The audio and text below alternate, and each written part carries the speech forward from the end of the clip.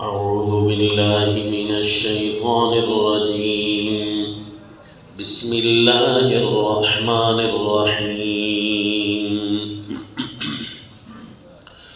ومن يرغب عن ملة إبراهيم إلا من سفي نفسه ولقد اصطفيناه في الدنيا وإنه في الآخرة لمن الصالحين. وصلی اللہ علی النبی الکریم. سورۃ البقرہ آیت نمبر 130. زجر سادس شروع ہے. چھٹا زجر جو یا بنی اسرائیل سے شروع ہوا تھا آیت نمبر 122 سے. زجر سادس عبادت کی تفصیل خامس پر تھا نا. عبادت کی تفصیل خامس کیا تھی جی؟ وَاسْتَعِينُوا بِالصَّبْرِ وَالصَّلَاةِ. یعنی عبادت کا جب حکم آیا تھا یا ایھا الناس اعبدوا، سمجھ آ رہی ہے آپ کو؟ یا ایھا الناس اعبدوا آیت نمبر 21 میں جب حکم آیا تھا تو اگلا ایک چھوٹا رکوع آیا تھا یا بنی اسرائیل اذکروا. اس چھوٹے رکوع کے اندر عبادت کی 5 تفصیلات تھی، اور ایک وعدے کو یاد کرنے کی بات تھی، اور ایک اوفو بعہدی نعمتوں کو یاد کرنے کی بات تھی، اور ایک وعدے کو یاد کرنے کی بات تھی. نعمتوں کو جب یاد کرنے کی بات آئی تو 12 انعامات بتا دیے کہ یہ انعامات ہیں. وعدے کو یاد کرنے کی بات آئی تو اس پر زجر اول سنایا کہ تمہارے وعدے کہاں گئے، تمہارے تو دل سخت ہو گئے. ثم قست قلوبکم. اس کے بعد 5 چیزیں رہ گئی تفصیلات عبادت. یعنی عبادت کس کو کہتے ہیں؟ ہم نے سمجھا تھا عبادت رکوع سجدے کا نام ہے، یا زیادہ سے زیادہ زکوٰۃ دینا یا صدقہ دینا، مالی عبادات یا بدنی عبادات یا لسانی عبادات کا نام ہی ہم نے عبادت رکھا تھا. جبکہ اللہ کریم نے عبادت کی 5 تفصیلات بتائی ہیں کہ یہ عبادت ہے. وہ ہر آمنوا بما انزلت ولا تلبسوا الحق اقیموا الصلاۃ اتأمرون الناس بالبر واستعینوا بالصبر. یہ 5 آیتیں جو ہیں یہ تفصیلات عبادت تھی، اور ہر تفصیل عبادت کی پوری شرح کی، بڑی تفصیل کے ساتھ شرح کی اگلے رکوعات میں. یعنی ثم قست قلوبکم سے لے کر یہاں تک چل رہی ہے. اب یہ جو شرح چل رہی ہے یہ آخری بات کی چل رہی ہے. کون سی بات تھی؟ وَاسْتَعِينُوا بِالصَّبْرِ وَالصَّلَاةِ. چونکہ 2 باتیں ہیں نا کہ تم مشن حق پر ڈٹ جاؤ گے نا، یہی تمہاری مدد مانگنا ہے، اور میں اللہ تمہاری مدد کروں گا. تم سوئے ہوئے بھی ہوو گے، زبان سے مدد کے لفظ نہیں بھی پکارو گے نا، میں اللہ تمہاری مدد کروں گا. کیوں کہ مشن حق پر ڈٹ جانے والا براہ راست یہ مستحق کے مدد بن جاتا ہے. اور اس استعانت میں ہر شے پر ڈٹنا تھا نا. نماز بھی اسی کے اندر تھی، لیکن اللہ نے نماز کو اسپیشل ذکر کر دیا. وَاسْتَعِينُوا بِالصَّبْرِ وَالصَّلَاةِ. ایک چیز کو اندر سے نکال کر باہر لائے. کیوں جی؟ کہ روزانہ 5 ٹائم اس کی ضرورت پڑنی ہے، تو اس لیے فرمایا وَاسْتَعِينُوا بِالصَّبْرِ وَالصَّلَاةِ. اچھا، اس 5ویں چیز یہ جو وَاسْتَعِينُوا ہے عبادت کی تفصیل، اس کے اندر 2 چیزیں آ گئی نا، صبر یعنی ڈٹ جانا اور نماز. تو اب اس کی جب شرح شروع ہوگی نا اس کے اندر بھی 2 چیزیں ہوگی. شرح جب شروع ہوگی تو اچھا، شرح شروع ہونے سے پہلے اللہ نے خطاب کیوں دوبارہ فرمایا یا بنی اسرائیل؟ اس کا مطلب ہے عبادت کی تفاصیل 5 میں پہلی جو 4 ہیں نا وہ بھی اہم ہیں، اور یہ جو 5ویں چیز ہے نا یہ سب سے اولو العظم ہے. کیوں جی؟ بندہ عبادت گزار بھی بن سکتا ہے، اللہ تعالیٰ کے سارے ان عبادت کے جتنے بھی شعبے ہیں پورے کر سکتا ہے. ایک ہے نا ڈٹ جانا، یہ مسئلہ بناتا ہے. کبھی تو بندہ ووٹوں کی وجہ سے، کبھی نوٹوں کی وجہ سے، کبھی کرسی کی وجہ سے، کبھی حب جاہ، کبھی حب مال، کبھی جسمانی کبھی روحانی بیماریوں میں ملوث ہو کر کہیں نہ کہیں کمزوری دکھائے گا.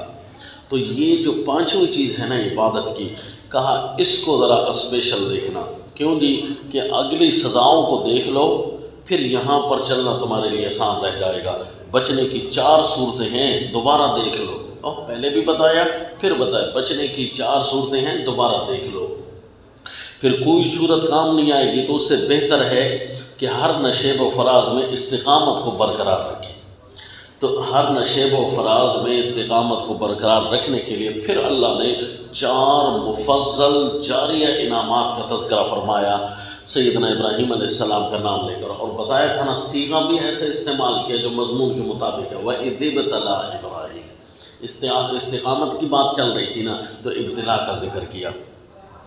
اچھا جی، اس کے اندر 4 انعامات جاریہ کو آپ سن چکے، اس چوتھی انعام کے اندر ادعیہ ثلاثہ، 3 دعائیں، اور 3 دعاؤں کا رنگ بھی آپ نے کل سنا، بڑا ٹائم لگا اس پر ہے جی۔ بعض اوقات میں نے کہا نا دورہ ترجمۃ القرآن تو نہیں ہے ہمارا، یہ دورہ تفسیر القرآن ہے، لیکن بعض اوقات دورہ ترجمۃ القرآن سے بھی زیادہ ٹائم لگنے لگ جاتا ہے، چند آیتیں ایسی آتی ہیں، لیکن مجموعی طور پر تو دورہ تفسیر القرآن میں ٹائم وہ نہیں لگتا جو دورہ ترجمۃ القرآن پر ہے۔ یہی فٹنگ مشکل ہے۔ حضرت شیخ القرآن رحمہ اللہ فرمایا کرتے تھے اپنے طلباء کو، ہمیں اساتذہ بتاتے ہیں کہ دلیل عقلی اتنی ہے، دلیل عقلی اتنی ہے، جواب اتنے ہیں، سوال اتنے ہیں، شبے اتنے ہیں، یہ خلاصہ اس چیز کا نام نہیں ہے یاد کر لینا، یہ تو یاد کرنی ہے یہ تو، لیکن یہ آپ نے خلاصہ یاد کرنے کا حق تو نہیں نہ ادا کر دیا۔ اصل یہ ہے کہ یہ فٹ کرنی ہے کہ مضمون کے مطابق اگر تھوڑی سی بھی بات آگے پیچھے ہوئی تو اللہ کے کلام پر زیادتی لازم آئے گی، گناہ مل جائے گا، بجائے اس کے کہ ہم خلاصہ یاد کریں ثواب ملے، گناہ ملنے لگ جائے گا۔ تو یہ امر بڑا مشکل ہے، یہ کوئی قدوری یا فتاوی شامی یا جامی تو نہیں ہے نا کہ فٹ کر دو تو یہ مطلب نکل آئے گا، نہیں نکلا تو پھر اگلے سال کوئی اور نکال لیں گے مطلب، یہ تو نہیں نا، یہ تو اللہ کا کلام ہے، جب بھی پڑھو گے اس کے حق تفہم تک پہنچنا، تدبر تک پہنچنا، یہ انسانیت کا ذمہ اللہ نے لگایا ہے۔ افلا یتدبرون القرآن۔ اچھا جی، ابھی زجر شروع نہیں ہوا، زجر شروع ہونے سے پہلے کیا کیا جی؟ تنبیہ کی یا بنی اسرائیل سے، اور 4 جاریہ انعامات یاد دلائے، اور اب جب زبر شروع ہو رہا ہے نا، زجر کو شروع کرتے ہی بے وقوفوں کا تذکرہ چھیڑا، من یرغب عن ملت ابراہیم الا من سفہ نفسہ، ایک یہ، اور ایک آگے آئے گا سیقول السفہاء کہ بے وقوف کہتے ہیں۔ تو 2 باتیں تھیں نا استعانت کے سبق میں، کتنی باتیں تھیں؟ وَاسْتَعِينُوا بِالصَّبْرِ وَالصَّلَاةِ۔ تو قرآن کا رنگ بھی دیکھیں کہ 2 دفعہ بے وقوفوں کا تذکرہ کیا، پہلے مشن پر اور پھر نماز پر۔ مشن پر تذکرہ کیا من یرغب عن ملت ابراہیم الا من سفہ نفسہ، پھر دوبارہ بے وقوفوں کا تذکرہ کیا نماز کے موضوع پر، سیقول السفہاء من الناس ما ولاھم عن قبلتہم۔ دیکھا وہ نماز کا تعلق ہے نا قبلہ کے ساتھ۔ تو مشن کے اندر بھی 2 قسم کے بے وقوفوں پر ڈانٹ دی، وہ بھی ایک مشن کے اندر اور دوسرا نماز کے اندر زیادتیاں کرنے والے۔ تو چونکہ بے وقوفوں کا لفظ آیا نا، اس کا مطلب ہے یہ ڈانٹ چل رہی ہے نا، تو اس کو زجر بنایا جائے گا نا تفسیر کے عنوان میں، تو یہ تفسیر بالراج نہ ہوئی بلکہ تفسیر بالآیات ہو گئی۔ میں نے کیا کہا تھا کہ ہم وہ اصطلاحات بتائیں گے کہ جن اصطلاحات میں توافق بالآیات ہو، یعنی لفظ آیات بھی اس اصطلاح کے موافقت کر رہے ہوں۔ سمجھا جی؟ آپ نے فقہ کے اندر پڑھا ہوگا، جب سمجھ حاصل کرنے کے لیے پڑھتے ہیں نا تو کچھ علل نکالتے ہیں، تو علل مؤثرہ اس کو کیا کہتے ہیں؟ علل مؤثرہ۔ ہم علل مؤثرہ کے قائل ہیں، یعنی آپ بھی اصطلاحات نکالیں گے، ہم بھی اصطلاحات نکالیں گے، لیکن ہم اس چیز کو علت کہیں گے جو مؤثر ہو، قرآن حدیث میں اس کا اثر بھی پایا جاتا ہو جی۔ تو اصطلاحات بھی تو ایک قسم کی گویا فہم کے علل ہیں۔ من یرغب عن ملت ابراہیم، تو بڑا پیارا انداز ہے جی اس جگہ کا کہ اللہ نے 2 قسم کے بے وقوفوں پر زجر کی۔ کیوں جی؟ مشن کے اندر 2 باتیں تھیں، من یرغب عن ملت ابراہیم، یہ پہلی بات آ گئی، سیقول السفہاء سے دوسری بات آئے گی۔ کتنی باتیں جی؟ ذرا میری طرف توجہ کریں، کتنی باتیں جی؟ کہو نا، 2 باتیں۔ اچھا، جب یہ آیت اس من یرغب عن ملت ابراہیم سے پہلے جو اب آیت ختم ہو رہی تھی، اس کے اندر اللہ تعالیٰ کی 2 صفتیں کھڑی ہیں، انک انت العزیز الحکیم، اس سے پچھلی آیت جب ختم ہوئی تو وہاں بھی 2 صفتیں کھڑی ہیں، التواب الرحیم۔ اس سے پچھلی جب آیت ختم ہونے لگی وہاں بھی 2 صفتیں اللہ کی ہیں، السمیع العلیم۔ کوئی یہ ذائقہ بھی لے لینا کہ قرآن کے ذائقے میں داخل ہو جائیں تو پھر مزہ تو آئے گا نا، مزاج قرآن والا۔ السمیع العلیم کا جب تذکرہ کیا تو اگلی آیت میں سمیع اور علیم کی صفت کا اظہار کیا کہ اللہ سمیع بھی ہے، اللہ علیم بھی ہے۔ تو اے اللہ ہمیں روزانہ ضرورت پڑے گی، جس طرح میں نے کہا تھا نا کہ اللہ روزانہ ہر لحظہ ہمیں اپنا تابع رکھنا، ایک بال برابر بھی، پلک جھپکنے کی مقدار بھی ہمیں الگ نہ کرنا۔ یہ وہ ذات کر سکتی ہے جو سمیع بھی کامل ہو، علیم بھی کامل ہو۔ تو یعنی سمیع اور علیم کا نمونہ آگے اگلی آیت میں۔ اگلی آیت تھی جی التواب الرحیم۔ 2 صفتیں تھیں، جو سب سے زیادہ رجوع کرنے والی، توجہ کرنے والی ذات اللہ کی ہے، اور اس کا نمونہ یہ ہے کہ اللہ نے آخر دن قیامت تک جاری رہنے والی ایک چیز اس کا اجرا کر دیا، اور وہ ہے میرے نبی صلی اللہ علیہ وسلم کی نبوت آخر تک۔ تو یہ اس نبوت کے ساتھ کوئی رہے گا سمجھو اللہ کی طرف رجوع کر رکھا ہے اور اللہ نے اس کی طرف توجہ کر رکھی ہے، سمجھا۔ آگے ہے الرحیم، اللہ نے رحمت خاصہ بھی کی ہے۔ تو اگلی کتاب، اگلی آیت میں کتاب کا ذکر آئے گی، تلاوت کتاب، تعلیمی کتاب، حدیث کا ذکر آیا، الحکمہ، پتہ کی باتیں، تہ کی باتیں ہیں جی۔ تو یہ اللہ کی خصوصی رحمت ہے نا، یہ عمومی رحمت تو کفار پر تو یہ نہیں ہوتی نا، یہ خصوصی رحمت ہے۔ جو اس رحمت کا مستحق بنے گا تو اللہ کی یہ والی رحمت لے سکے گا۔ تو اس لیے یہ اگلی آیت میں 2 صفتوں کا اظہار ہے۔ لیکن آخری جو آیت آئی نا العزیز الحکیم، تو یہاں پر اللہ نے آگے 2 قسم کے بیوقوفوں کا تذکرہ کیا جی۔ اس پورے کے پورے سبق میں دونوں صفتوں کا اظہار کیا۔ اب یہ سلسلہ چلے گا، اللہ تعالیٰ اپنے صفات کے اظہار کریں گے، جس طرح یہاں کیا نا آگے بھی آئیں گے۔ العزیز الحکیم جب کہا نا من یرغب عن ملت ابراہیم میں اظہار صفت عزیز، یہاں کیا لکھنا ہے؟ اظہار صفت عزیز، اللہ کی صفت عزیز کا اظہار ہو رہا ہے۔ اور آگے جب آئے گا نا سیقول السفہاء، وہاں لکھیں اظہار صفت حکیم، اللہ کی حکیم صفت کا اظہار ہو رہا ہے۔ وہ کیسے جی؟ اب آپ کو کرشمے نظر آئیں گے کہ اللہ کی صفت عزیز کا اظہار ہو رہا ہے جی۔ وَمَن يَرْغَبُ عَن مِّلَّةِ إِبْرَاهِيمَ إِلَّا مَن سَفِهَ نَفْسَهُ، کون ہے جو اعراض کرے حضرت ابراہیم علیہ السلام کے مذہب سے؟ کون ہے؟ کوئی نہیں کرے گا۔ اس کا مطلب تو یہ ہے ملت ابراہیم سے کوئی اعراض کیوں نہیں کرے گا؟ اتنے انعامات جو دیکھ لیے، جاری رہنے والے انعامات دیکھ لیے، اب تو کوئی نہیں انکار کرے گا حضرت سیدنا ابراہیم علیہ السلام کی صفت کا۔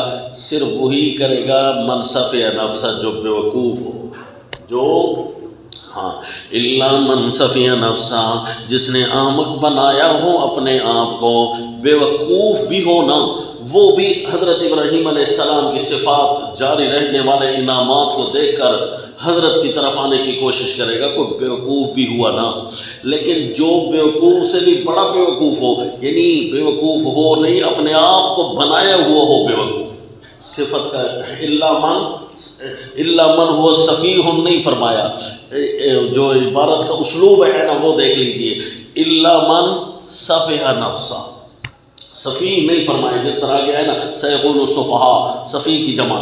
تو یہاں پر الا من صفح نفسہ، صفت سے اعراض جملہ فعلیہ کی طرف، تبدیل جملہ فعلیہ کی طرف ہوئے، گویا یہ سب سے بڑا بیوقوف ہے۔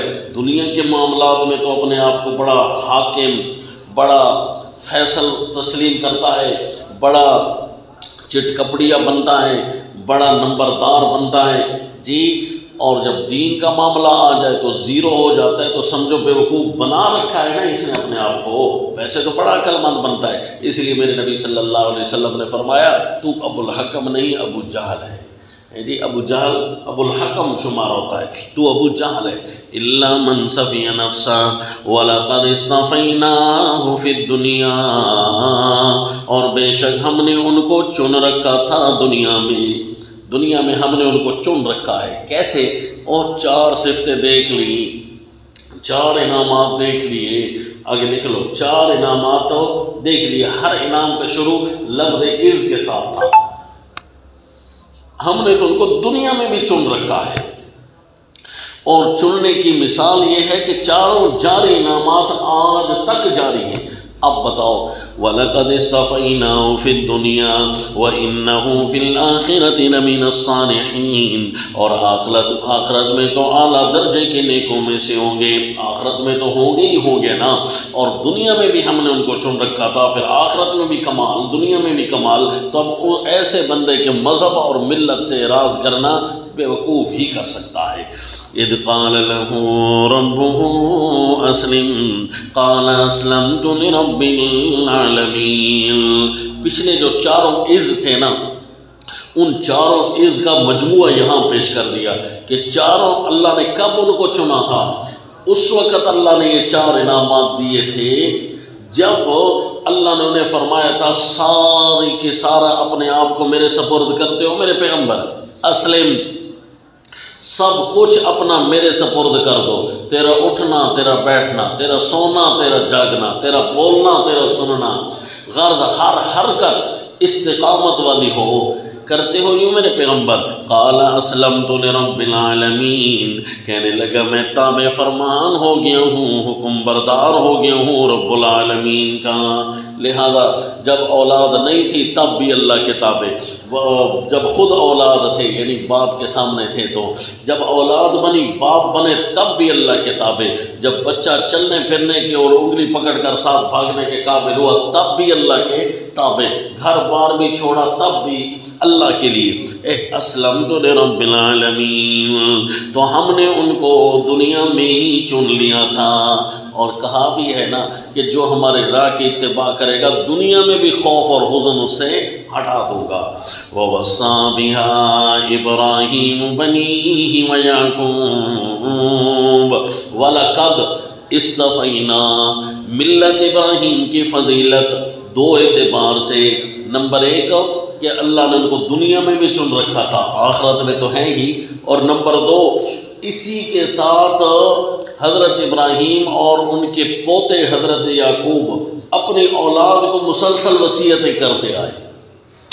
وَوَصَّى بِهَا، یہ دوسری فضیلت جو ملت ابراہیم کی، وَوَصَّى بِهَا إِبْرَاهِيمُ بَنِيهِ وَيَعْقُوبُ، اور اسی ملت کی وصیت کر گئے حضرت ابراہیم اپنے بیٹوں کو، اور آپ کے پوتے حضرت یعقوب علیہ السلام، من وراء اسحاق یعقوب، وہ بھی اپنے بیٹوں کو وصیت کر گئے۔ وصیت کسے کہتے ہیں جی؟ تاکیدی حکم، تاکیدی حکم کر کے گئے، یا بنی، اے میرے بیٹوں، ان اللہ اصطفیٰ لکم الدین، اللہ نے چن کر دیا ہے تم کو دین۔ اس دین کے کتنے حصے ہیں؟ 2، یعنی ایک توحید فی الالوہیت اور توحید فی الحاکمیت۔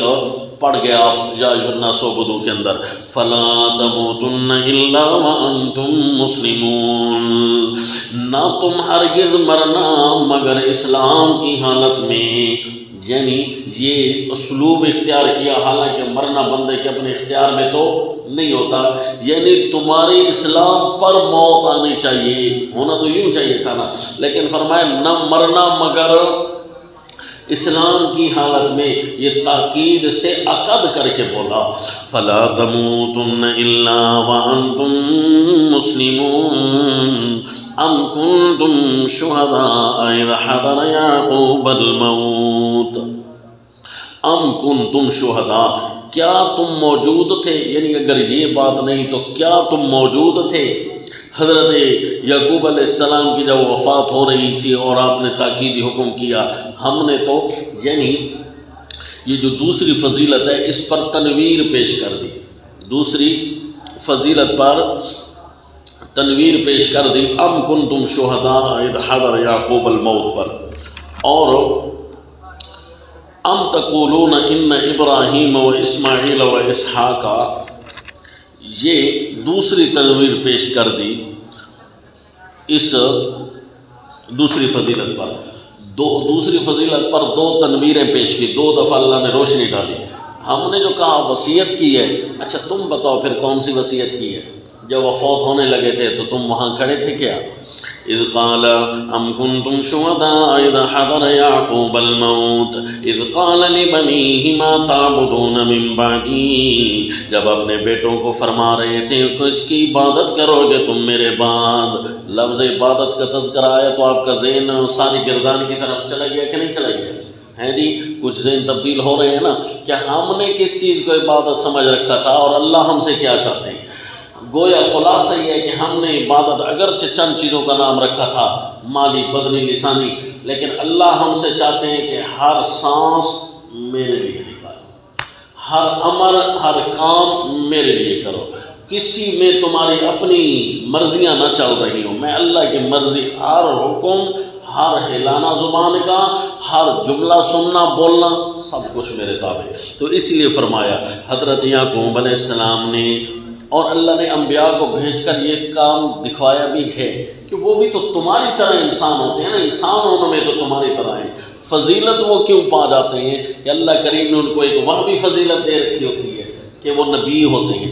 پھر کسبی فضیلت تو تمہاری طرح وہ سارے احکام کے کار بند ہوتے ہیں، ان کو کوئی تکلیف تو نہیں ہو گئی تھی نعوذ باللہ، وہ کوئی دنیا سے الگ تھلگ تو نہیں ہو گئے تھے نعوذ باللہ، وہ بھی اسی دنیا کے باشندے ہو کر نمونہ بن کر انہوں نے دکھایا کہ اللہ کے احکام خوبصورت ہوتے. مزید پیاری زندگی میں آ گئے انبیاء اکرام، اللہ کے احکام کی پاسداری میں مزید پیاری دنیا میں آ گئے. اور تم اللہ کے احکام سے جتنا دور ہوتے ہو اتنا مشکلات تمہارے سامنے آ جاتی ہیں. اور جی اذ قال لبنيه ما تعبدون من بعدي قالوا نعبد الهك والہ آبائك، تو فرمایا ان کی اولاد نے، اور ہم انہی کا سلسلہ ہے نا، تو ان کی اولاد نے فرمایا تھا نعبد الہک و الہ آبائک، ہم بندگی کریں گے، عبادت کریں گے، غلام بنیں گے تیرے الہ کے، و الہ آبائک، اور تیرے آبا کے الہ کے، ابراہیم و اسماعیل و اسحاق الہ واحدا، تیرے آبا حضرت ابراہیم علیہ السلام کیونکہ دادا تھے حضرت یعقوب علیہ السلام کے، وہ اسماعیل، اور حضرت اسماعیل علیہ السلام چچا تھے نا، اور حضرت اسحاق علیہ السلام یا آپ کے والد تھے، اور ساروں کو باپ کی جگہ پر بول دیا. گویا چچا بھی باپ کے کیا مقام تھا، باپ کا جو بھائی ہے اسے درجہ احترام والا تو وہی دینا ہے نا. الہک و الہ آبائک ابراہیم و اسماعیل و اسحاق الہا واحدا ونحن له مسلمون، اور ہم سارے اسی کے تابعدار ہیں، فرما بردار ہیں. تلک امت، تنویر ڈالی روشنی، تلک امت، اچھا تم اگر کہتے ہو کہ سام کیڑا پتا، ہم تھے بھی نہیں وہاں، ہم تھے بھی نہیں، مزید اس پر ترقی کی، ترقی فی التنویر، کہ تم کہو اچھا ہم تو تھے بھی نہیں وہاں، پتہ نہیں انہوں نے کیا توصیت کی. اچھا اگر وہ بات بھی نہیں مانتے ہو نا، تھوڑی اگلی بات، تلک امت قد خلت، یہ ایک جماعت تھی جو گزر گئی، لہا ما کسبت، اس کے حصہ میں وہی آئے گا جو انہوں نے کمایا، وَلَكُمْ مَا كَسَبْتُمْ، اور تمہارے حصے میں وہ آئے گا جو تم کماؤ گے. لہذا تم اپنی بات کرو، اب اگر ان کی نہیں چھیڑتے نا، اپنی بات کرو کہ اب تمہارا اس دین پر عمل پیرا ہونا مفید ہے یا غلط ہے، اس پر بحث کرو. وَلَكُمْ مَا كَسَبْتُمْ وَلَا تُسْأَلُونَ عَمَّا كَانُوا يَعْمَلُونَ، اور تم سے یہ نہیں پوچھا جائے گا کہ وہ کیا کام کرتے تھے. اور جی اب قول باطل نمبر 9 آ گیا جی. کہا تھا نا 12 قول باطل آئیں گے، یہ قول باطل نمبر 9 آ گیا. اسی طرح ہے کہ 8 ہے. قالوا اتخذ اللہ، نہ بلکہ نہیں جی نہیں، وقال الذین لا یعلمون، یہ 8واں تھا، یہ 9 آ گیا نا جی. وقالوا کونوا ھودا او نصارا، بجائے اس کے کہ اپنی سوچتے وہاں پر تھے جو نہیں، تو بجائے اس کے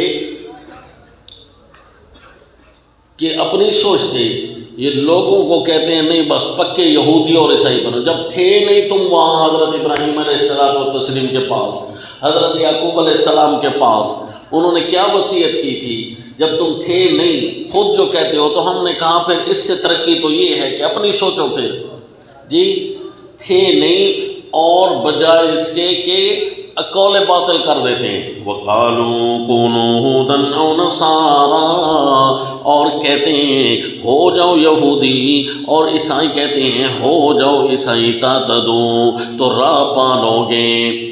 یہ تھے نہیں وہاں اور اپنی طرف سے کہتے ہیں بھئی تم پھر کیوں کہتے ہو حضرت ابراہیم علیہ السلام کے ساتھ جو محبت رکھتے ہو، تو اب کیوں کہتے ہو یہودی بن جاؤ یا عیسائی بن جاؤ؟ وہ انہوں نے کہا تھا، وہ انہوں نے طرز دیا تھا۔ یہودی کہتے ہیں حضرت ابراہیم علیہ السلام ہمارے ہیں، اور عیسائی کہتے ہیں حضرت ابراہیم علیہ السلام ہمارے ہیں، جبکہ اللہ کریم نے فرمایا سورہ آل عمران آیت نمبر 66 میں کہ حضرت ابراہیم علیہ السلام تو یہودی اور نصرانیوں سے پہلے تشریف لائے ہیں، تو کیسے کہہ سکتے ہو کہ وہ یہودی تھے یا عیسائی تھے؟ ما کان ابراہیم یہودیا ولا نصرانیا، آیت نمبر 66 سورہ آل عمران۔ ما کان ابراہیم یہودیا ولا نصرانیا، حضرت ابراہیم علیہ السلام نہ یہودی تھے نہ تھے وہ عیسائی، ولیکن کان حنیفا مسلما، لیکن وہ ساروں سے کٹ کر ایک اللہ سے جڑنے والے تھے، یکسو تھے، مسلمان تھے، اللہ کے احکام کے فرما بردار تھے۔ وما کان من المشرکین، اور مشرکین مکہ والے مشرک بھی نہیں تھے، نہ یہودی نہ عیسائی نہ مشرک، لہذا تم یہ کیوں کہتے ہو یہودی بن جاؤ یا عیسائی بن جاؤ؟ بلکہ قل بل ملت ابراہیم حنیفا، اس قول باطل کے جواب نمبر 1، قل بل ملت ابراہیم حنیفا، 5 جواب آئے گی جی بڑے تفصیلی۔ کل میرے پیغمبر آپ فرما دیں بل ملت، ہم تو حضرت ابراہیم علیہ السلام کی ملت کے تابعدار ہیں، بل ملت ابراہیم حنیفہ، جو کہ حنیف تھے، یکسو تھے، 2 طرف والے نہیں تھے، 2 سو نہیں تھے، بلکہ یکسو تھے، ہر طرف والے نہیں تھے، ایک طرف والے تھے، ایک اللہ کے علاوہ اور کسی کی نہیں مانتے تھے۔ ہاں جی، اللہ ہی کے تھے تو ہم انہی کے ملت کے تابعدار ہیں، ہم یہودی اور عیسائی کیوں بنے؟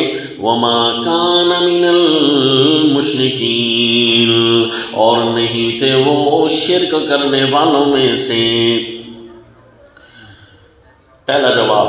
دوسرا، وَقُولُوا آمَنَّا بِاللَّهِ، میرے نبی یہ اعلان کریں گے، اے امتی تم یہ اعلان کرنا، قُولُوا آمَنَّا بِاللَّهِ، ہم تو ایمان لائے اللہ پر، وَمَا أُنزِلَ إِلَيْنَا، اور جو ہمارے اوپر نازل ہوئی ہم ان پر بھی ایمان لائے، وَمَا أُنزِلَ إِلَىٰ إِبْرَاهِيمَ وَإِسْمَاعِيلَ وَإِسْحَاقَ وَيَعْقُوبَ، اور حضرت ابراہیم و اسماعیل، اسحاق و یعقوب اور ان کے اولاد پر جو چیز نازل ہوتی رہی سارے پر ہم ایمان لے آئے، وما اوتی موسیٰ و عیسیٰ، اور ہم اس چیز کو بھی مانتے ہیں جو دیے گئے حضرت موسیٰ اور حضرت عیسیٰ علیہ السلام۔ نام لیا نا اسپیشل جی، انبیاء تو بہت سارے گزرے ہیں لیکن اسپیشل کر کے نام ان انبیاء کا لیا، حضرت سیدنا ابراہیم علیہ السلام کی ملت، اور پھر اسماعیل و اسحاق اور یعقوب ان کی اولاد ان کی اولاد کی ملت، پھر ان کی اولاد کی ملت، الاسباط تک سارا، اور انہی کی اولاد میں تو حضرت موسیٰ اور عیسیٰ بھی تھے، اسپیشل کر کے اشارہ کر دیا کہ کچھ خاص دیے گئے تھے حضرت موسیٰ علیہ السلام۔ کیا تھا جی وہ خاص؟ آپ کو تحقیق کرا چکے ہیں وہ حضرت موسیٰ علیہ السلام کیا تھا جی وہ خاص؟ توحید فی الحاکمیت کے لیے تشریف لائے تھے، پہلے پیغمبر ہیں۔ وما اوتی موسیٰ و عیسیٰ، اور حضرت عیسیٰ علیہ السلام کس لیے تشریف لائے تھے؟ وہ قیامت کا پیغام لے کر آئے ہیں حضرت، کیونکہ انہ لعلم للساعہ، تو حضرت موسیٰ اور حضرت عیسیٰ جو لے کر آئے علیہم السلام، ہم تو اس پر بھی ایمان لے آئے۔ تم کہتے ہو یہودی اور عیسائی بن جاؤ، اور جھوٹے کے جھوٹے مذہب پر تھوڑا سا لے آئے، ہم تو اتنی زیادہ تفصیلات پر ایمان لاتے ہیں۔ وَمَا أُوتِيَ النَّبِيُّونَ مِن رَّبِّهِمْ، اور پھر یہ لفظ کیوں فرما دیا، حالانکہ اس لفظ کی ضرورت اب باقی نہیں تھی، سب کچھ جو اندر آ گیا۔ میں نے آپ کو عرض کیا ہے نا کہ یہ مشن پر بھی استقامت ہے، اعمال پر بھی استقامت کا درس جاری ہے جی۔ وَاسْتَعِينُوا بِالصَّبْرِ وَالصَّلَاةِ، دو چیزیں، مشن کو تھوڑا کھولا، وہ حل کیا، وما اوتی النبیون کا اشارہ کر دیا جو کچھ دیے گئے، یعنی اعمال سمیت جی، کیونکہ کوئی لفظ قرآن کا زائد نہیں ہو سکتا، یہ چیلنج ہے انشاءاللہ۔ کوئی لفظ، ہر لفظ مضمون کی طرف مشیر ہو گئے۔ وما اوتی النبیون من ربهم لا نفرق بین احد منهم، ہم فرق نہیں کرتے ان میں سے ایک میں بھی ایمان لانے میں۔ نیچے لکھو جی، کیونکہ اگلی آیت خود آ رہی ہے، تلک الرسل فضلنا بعضهم علی بعض، کچھ تو فرق ہے نا، لیکن ایمان لانے میں کوئی فرق نہیں ہے، ساروں کو ہم اللہ کا پیغمبر مانتے ہیں۔ وَنَحْنُ لَهُ مُسْلِمُونَ، ایمان ساو پر لاتے ہیں، جھکتے صرف اللہ کے سامنے ہیں۔ نحن لہو مسلمون، تم کہتے ہو یہودی بن جاؤ یا عیسائی بن جاؤ، ہم اللہ کے ہر حکم کو مانتے ہیں۔ باقی شریعتوں پر کون عمل کرے گا، باقی شریعتوں پر کون ایمان لے آئے گا؟ لہذا یہ جواب عقلی طور پر ہو گیا کہ تمہارا یہ قول عقلاً بھی باطل ہے۔ تم یہ نہ کہو کہ یہودی بن جاؤ یا عیسائی بن جاؤ، بلکہ یہ کہو جو کچھ اللہ نے نازل کیا اس کو مان لو، مزہ تو تب آئے۔ آگے جی جواب نمبر 3، فَإِنْ آمَنُوا بِمِثْلِ مَا آمَنْتُمْ بِهِ فَقَدْ اهْتَدَوْا، یہ کہتے ہیں یہودی بن جاؤ عیسائی بن جاؤ تب ہدایت پاؤ گے، جبکہ میں اللہ کا اعلان ہے اگر یہ اسی طرح ایمان لے کر آئے جس طرح ہے صحابہ تم ایمان لے کر آئے ہو۔ وَقُولُوا آمَنَّا بِاللَّهِ وما انزل الینا، اس تفصیلات کے ساتھ جو بھی ایمان لے کر آئے نا، فقد اہتدوا، تو وہی ہے جس نے راہ پائی۔ وَإِن تَوَلَّوْا، اگر یہ پھر جائیں کہ صرف ہم تو یہودی اور عیسائی بنتے ہیں، تو یاد رکھنا فَإِنَّمَا هُمْ فِي شِقَاقٍ، پکی بات ہے کہ وہ ضد پر ہیں۔ اس کا مطلب ہے یہ فرقہ پرستی اسی کو کہتے ہیں نا، فرقہ پرستی اس کو کہتے ہیں کہ ہم حق ہیں یا باطل ہیں، بس ہم ہی ہیں جی، یہ فرقہ پرستی ہے۔ اور فرقہ پرستی وہ نہیں ہوتی جہاں اللہ کا حکم آئے گا ہم اسی کے ہیں، تو پھر یہ فرقہ پرستی نہ ہوئی، یہ پھر اللہ تعالیٰ کے احکام کے پاسداری ہو، پھر یہ عین اسلام ہوا، سمجھا جی۔ فَسَيَكْفِيكَهُمُ اللَّهُ، اگر یہ نہیں ہماری جماعت کے بندے بنیں گے تو ہم تھوڑے رہ جائیں گے، اور یہ تو بہت زیادہ ہیں، اے اللہ پھر ہمارا کیا بنے گا؟ فَسَيَكْفِيكَهُمُ اللَّهُ، سو اب کافی ہے تیری طرف سے ان کو اللہ۔ فَسَيَكْفِيكَ، ان کو ہم، آپ کی طرف سے کافی ہے ان کو اللہ۔ بس یہ آپ تو یہی جواب دے دیں، آپ کی طرف سے پھر ہم کافی ہیں، پھر ہم ان کا کیا حشر کریں گے؟ وَهُوَ السَّمِيعُ الْعَلِيمُ، ہم جو بھی حشر کریں گے ہمیں پتہ ہے، کیونکہ ہم ان کے ہر اقوال کو سننے والے ہیں، ہر احوال کو جاننے والے ہیں۔ اور جی وَهُوَ السَّمِيعُ الْعَلِيمُ، ان کے اقوال کو سنتے ہیں، ان کے احوال کو جانتے ہیں، لہذا ہمیں پتہ ہے، پھر ہم کافی ہیں۔ صبغۃ اللہ، نمبر 4 جواب، یہ کہتے ہیں یہودی بن جاؤ یا عیسائی بن جاؤ، بات وہی چل رہی ہے نا، تنویر جب شروع ہوئی تھی، ترقی شروع ہوئی تھی نا، جواب ترقی پھر تنویر، تو اسی پر قول باطل آیا تھا تو اسی کا جواب چل رہا ہے۔ صبغۃ اللہ، ہم نے قبول کر لیا اللہ کے رنگ کو، یہودی نہیں ہم، عیسائی نہیں ہم نے اللہ کے رنگ کو قبول کیا ہے، جو بھی اللہ کا رنگ ہوگا وہی اسی میں ہم نے اپنے آپ کو رنگنا ہے۔ ہاں جی، جس زمانے میں جو بھی رنگ آئے گا، کبھی شریعت موسویہ کا رنگ، کبھی شریعت عیسویہ کا رنگ، کبھی شریعت محمدیہ کا رنگ، جو بھی اللہ کا دیا ہوا رنگ ہوگا ہم نے اپنے آپ کو اس میں رنگنا ہے۔ یہ تلویل بھی ہے، اشارہ بھی ہے اس کی طرف۔ یہودی اور عیسائی خاص قسم کا رنگ اپنے اوپر ڈالتے ہیں، اپنے مذہب کی بنیاد ان کے رنگوں پر ہے۔ تو اس لیے جس طرح کہ ان کے گائے کا رنگ ہے نا، اور عیسائیوں کا اپنا ایک رنگ ہوتا ہے پیلے قسم کا رنگ، اور اس کی پٹی پڑھاتے ہیں اور چڑھاتے ہیں اپنی لباس۔ جب ان کے آپ نے جبے کبے دیکھے ہوں تو ایک پیلے رنگ کا خصوصاً یہ ایڈیشن دیتے ہیں اپنے کپڑوں کے اندر۔ تو فرمایا اس رنگ کے پیچھے پڑنے والوں اصل رنگ تو وہ ہے جو اللہ دیتا ہے۔ صبغۃ اللہ ومن احسن من اللہ صبغۃ، کس کا رنگ بہتر ہے اللہ کے رنگ سے؟ من احسن من اللہ صبغۃ، حضرت شیخ الہند کا معنی کس کا رنگ بہتر ہے اللہ کے رنگ سے؟ وَنَحْنُ لَهُ عَابِدُونَ، ہم اسی کی بندگی کرتے ہیں، یہ ہے وہ رنگ۔ ہاں جی، ہم اللہ کی بندگی کرتے ہیں۔ قُلْ أَتُحَاجُّونَنَا فِي اللَّهِ، ہم کہتے ہیں مسلمان ہو جاؤ، تم کہتے ہو یہودی اور عیسائی بن جاؤ۔ جواب نمبر 5، قل، میرے پیغمبر آپ فرما دیجیے۔ میں نے کہا تھا نا، شبہات کا جواب جب چل پڑتا ہے تو کسی میں کل ہوتا ہے تو کہیں کل نہیں ہوتا۔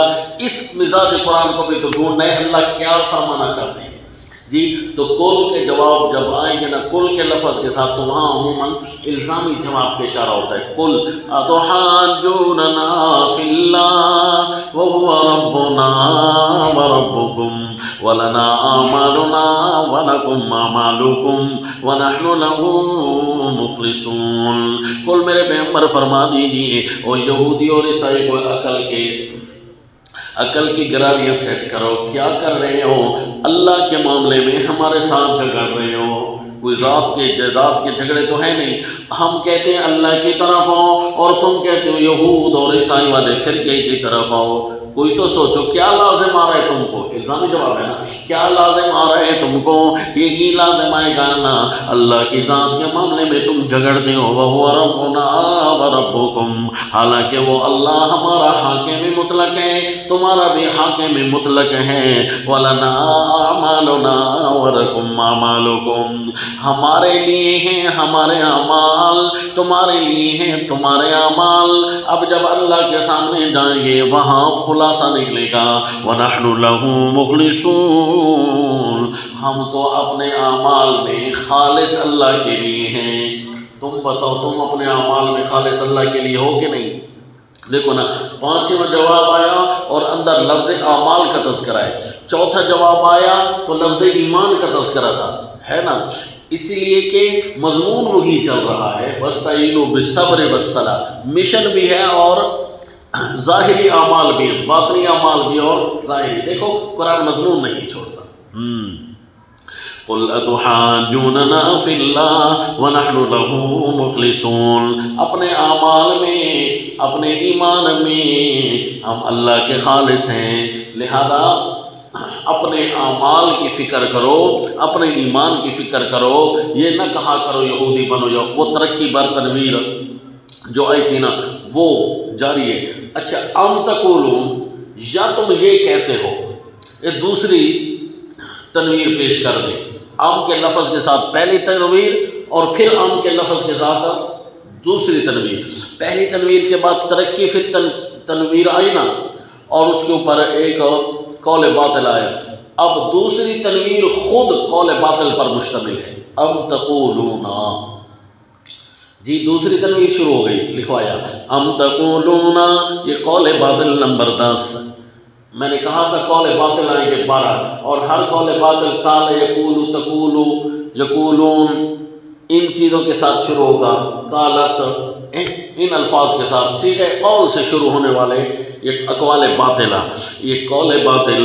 ام تقولون ان ابراہیم و اسماعیل و اسحاق و یعقوب والاسباط کانوا ھودا او نصارا، کیا تم کہتے ہو، یعنی وہ بات نہیں کہ ہم اللہ کا رنگ قبول کرتے ہیں، ہم اللہ پر ایمان لاتے ہیں کہ حضرت ابراہیم اور اسماعیل پر جو چیز نازل ہوئی وہی ساری ہم مانتے ہیں۔ کیا تم پھر یہ کہتے ہو کہ حضرت ابراہیم و اسماعیل اور ان کے اولاد پر تو اور کچھ نازل ہی نہیں ہوا، جو کچھ بھی نازل ہوا وہ یہود اور نصارہ والا تھا؟ بس ہم بھی وہی مانتے ہیں۔ اگر یہ کہیں، دیکھا نا اس کے اوپر دوسری ترغیب، اگر کوئی آ کر بدبخت یہ کہہ دے، جب ہم ان کو کہیں کہ ہم حضرت موسیٰ پر جو نازل ہوا، حضرت عیسیٰ پر جو نازل ہوا وغیرہ ذالکہ، سارے انبیاء پر، حضرت اسماعیل، اسحاق، یعقوب، اسماعیل جو بھی نازل ہوا ساروں کو ہم مانتے ہیں، صرف یہودی اور عیسائی کیوں تم بناتے ہو؟ وہ کہیں گے تو ہم اسی لیے کہتے ہیں نا یہودی اور عیسائی بن جاؤ کہ جو کچھ بھی انبیاء پر نازل ہوا وہی تو ہے نا جو یہود میں ہے یا نصارہ میں۔ یہودی کہیں گے وہی کچھ ہے جو ہم پر نازل ہوا، عیسائی کہیں گے سب کچھ وہی ہے جو ہم پر نازل ہوا۔ تو لہذا یہودی بن جاؤ گے تو ساری چیزوں پر عمل ہو جائے گا۔ اگر کوئی یہ کہہ دے، قرآن تو اس کی بھی جڑیں کاٹتا ہے نا، تو پھر اس کا جواب کیا ہے؟ ام تقولون، کیا تم یہ کہتے ہو؟ جواب بھی ہے اور ان کو سمجھایا بھی جا رہا ہے کہ تمہارے ذہنوں میں یہ وسوسہ ہے کہ تو سے شریف دی بچی ہے دھوم میں اور اس تے ون دیکھو لوگوں دا ہجوم میں قبرن چمنا ساری گل صفا در اللہ والے دا چھوڑے نہ پھرا۔ یعنی یہ جو اپنے پیٹ سے تم نے دلائل بنائے ہوئے ہیں، ان دلائل میں تم کہتے ہو کو خدشہ تو ہے نا ذہن میں، بھائی کیسے تم سچے ہو؟ بھائی دیکھو نا اتنے لوگ ہیں، دھوم مچی ہوئی ہے تو سچ ہے نا۔ یہ اس قسم کے کوئی دلائل بناتا ہے کہ ام تقولون ان ابراہیم، یہ سارے جتنے کے جتنے ہیں نا یہ سارے ہمارے والے تھے۔ یہ جو وسوسہ ہے اس وسوسے کا ہم علاج کرتے ہیں۔ آؤ جی، ام تقولون ان ابراہیم و اسماعیل و اسحاق، کیا یہ کہتے ہیں ابراہیم، اسماعیل، اسحاق اور یعقوب، والاسباط اور ان کے اولادیں، کانوا ھودن، یہودی تھے یا عیسائی تھے؟ یہ کہتے ہو، زیادہ زیادہ یہی کہو گے نا۔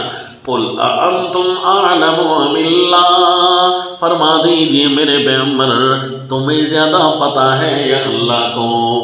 اللہ کو زیادہ پتہ ہے یا تمہیں؟ یقیناً ان کا جواب ہوگا اللہ کو زیادہ پتہ ہے۔ جب اللہ کو زیادہ پتہ ہے تو اللہ نے تمہاری کتاب میں کون سی بات بتائی ہے؟ چلو وہ لے آؤ۔ آؤ جی، دیکھا جڑے قرآن کیسے کاٹتا ہے۔ مناظرے کے اعلیٰ اصول، تمہیں زیادہ پتہ ہے یا اللہ کو؟ یہ کہیں گے اللہ کو پتہ ہے۔ اچھا اللہ نے نازل کی ہے نا، تم یہی کہتے ہو نا کہ ہماری کتابیں اللہ نے نازل کی ہیں۔ اچھا اب اللہ والی بات سامنے لاؤ نا، وہ تو چھپاتے ہو اللہ والی بات۔ ومن اظلم ممن کتم شہادۃ عنده من اللہ، اور اس سے بڑا تو ظالم کوئی نہیں ہے جو اللہ کی گواہی کو چھپا لے جو اس کے پاس لکھی ہوئی ہے۔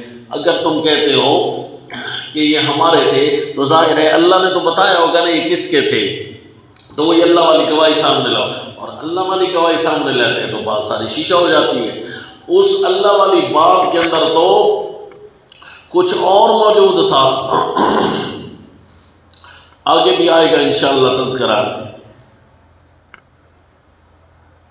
اللہ والی بات میں تو کچھ اور ہے۔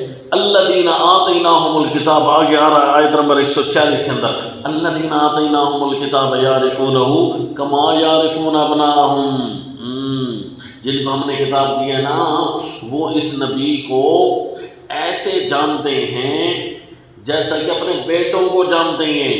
وہاں فکر آئے گا تو اپنے بیٹوں کو منہ کی طرف سے بندہ تو ہر کسی کو پہچان لیتا ہے نا، بیٹا جا رہا ہو نا تو اس کی چال سے بھی بندہ واقف ہوتا ہے کہ یہ میرا بیٹا ہے جی۔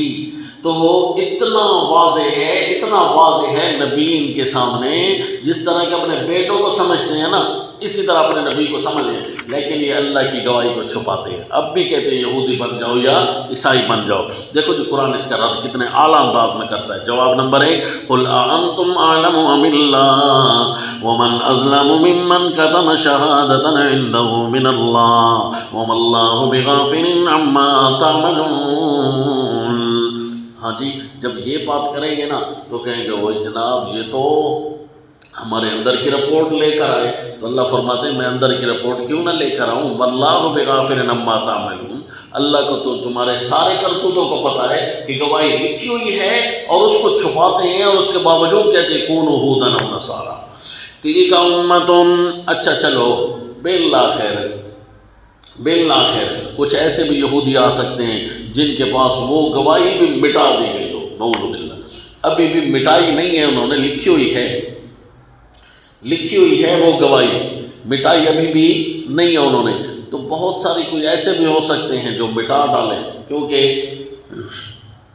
ہماری سرائکی میں کہتے تھے کتے ٹبر دا نہیں پتہ لگتا، کیا خیال ہے؟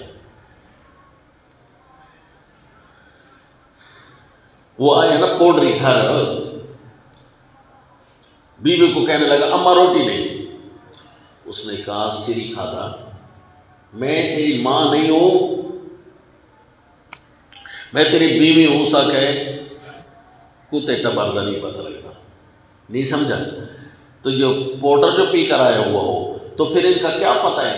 اتنے دن سے جو تورات کو تبدیل کر کے بیٹھے ہیں تو پھر اس ٹبر کا کوئی پتہ ہے؟ آج ایک اور تورات لے ہیں، کوئی پتہ ہے نہیں، بس جی پاؤڈر جو انہوں نے پیا ہوا ہے، تو اس کا مطلب ہے کوئی بھی الفاظ آ جائے تو جواب نمبر 2 اس کو یہ بتا دو، تلک امۃ قد خلت، اگر یہودی اور عیسائی بننے کے یہی خواب ہیں تم کو کہ حضرت ابراہیم اور اسماعیل اور اسحاق ان کو ہی دیکھتے رہے گے، وہ تو ایک جماعت تھی جو گزر گئی، اللہ کے ہاں پہنچ گئی، اب یہ بتاؤ کہ اب تمہارے سامنے کیا چیز آ رہی ہے؟ پیغمبروں کا مشن تو ابھی بھی تمہارے سامنے اسی طرح موجود ہے، لہا ما کسبت ولکم ما کسبتم ولا تسألون عما كانوا یعملون، ان کے لیے وہی کچھ ہوگا جو انہوں نے کمایا اور تمہارے لیے وہی کچھ ہے جو تم کماؤ گے، ولا تسألون عما كانوا یعملون، وہ جو کر چکے ہیں تم سے نہیں پوچھا جائے گا، لہذا جو کچھ تمہارے سامنے موجود ہے تم نے اس کو لینا ہے، سیقول السفہاء، بیوقوف تو پھر یہ کہہ دیں گے، اگلا قول باطل آئے جی، کون سا؟ نمبر 11، بیوقوف جو ہوئے نا، ایک پاؤڈر جو پی رکھا ہے انہوں نے، بیوقوف جو ہوئے یہ اس بات کی طرف نہیں آئیں گے بلکہ اپنی بات کی بھی تردید کر ڈالیں گے۔ اچھا جی، ابھی کیا کہہ رہے تھے کہ حضرت ابراہیم اور اسماعیل یہ سارے کون ہیں؟ ہمارے تھے، یہودی تھے، ابھی یہی جھگڑا چل رہا ہے نا، آیا نا جب دوسرا جھگڑا کہ کعبہ کی طرف منہ کرو تو کہتے ہیں ما واللہ من قبلتہم، مدینہ طیبہ میں رسول اللہ صلی اللہ علیہ وسلم بیت المقدس کی طرف منہ کر رہے تھے نا، تو جب منہ کیا نا کعبہ کی طرف تو یہ اپنی دروغ گورا حافظہ نباشد، جھوٹے کا حافظہ نہیں ہوتا، تو ابھی تھوڑی دیر پہلے کہہ دیں ابراہیمی بنو، ابراہیمی بنو، ابراہیمی بنو جی، کہ ابراہیم ہمارے تھے، ابراہیم ہمارے تھے، اور جب ہم حضرت ابراہیم علیہ السلام کے بنائے ہوئے قبلے کی طرف کہیں نہ منہ کرو تو کہتے ہیں یہ کیوں؟ اگر تمہاری عقل ہوتی تو کم از کم یہ کہتے ہیں ہاں ٹھیک کر رہے ہو کہ جو ابراہیمی ہوگا اس کے قبلے کی طرف وہ تو خوشی سے جائے گا، سیقول السفہاء، ایک بیوقوف تو ہے نا، یہ بیوقوف کہیں گے لوگوں میں سے حضرت ابراہیم کے قبلے کی طرف منہ کرو گے تو اعتراض کرنے لگ جائیں گے، حالانکہ ان کو خود بھی پتہ ہے کہ حضرت ابراہیم علیہ السلام کا یہی قبلہ تھا، ابھی کہنے لگے کہ یہودی اور عیسائی تھے حضرت ابراہیم علیہ السلام، اچھا حضرت ابراہیم علیہ السلام کے قبلے کی طرف ہم جب منہ کرتے ہیں تو پھر اعتراض کیوں کرتے ہو؟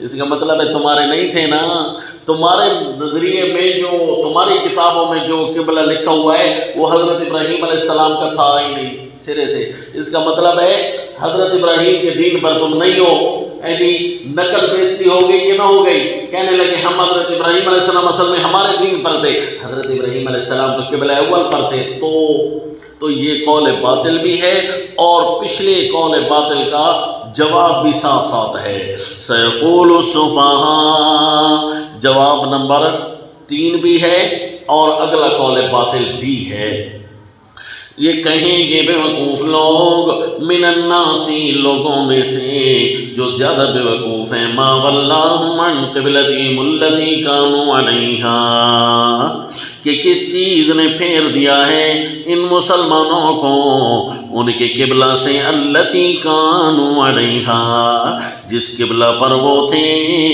کس چیز نے پھیر دیا ہے؟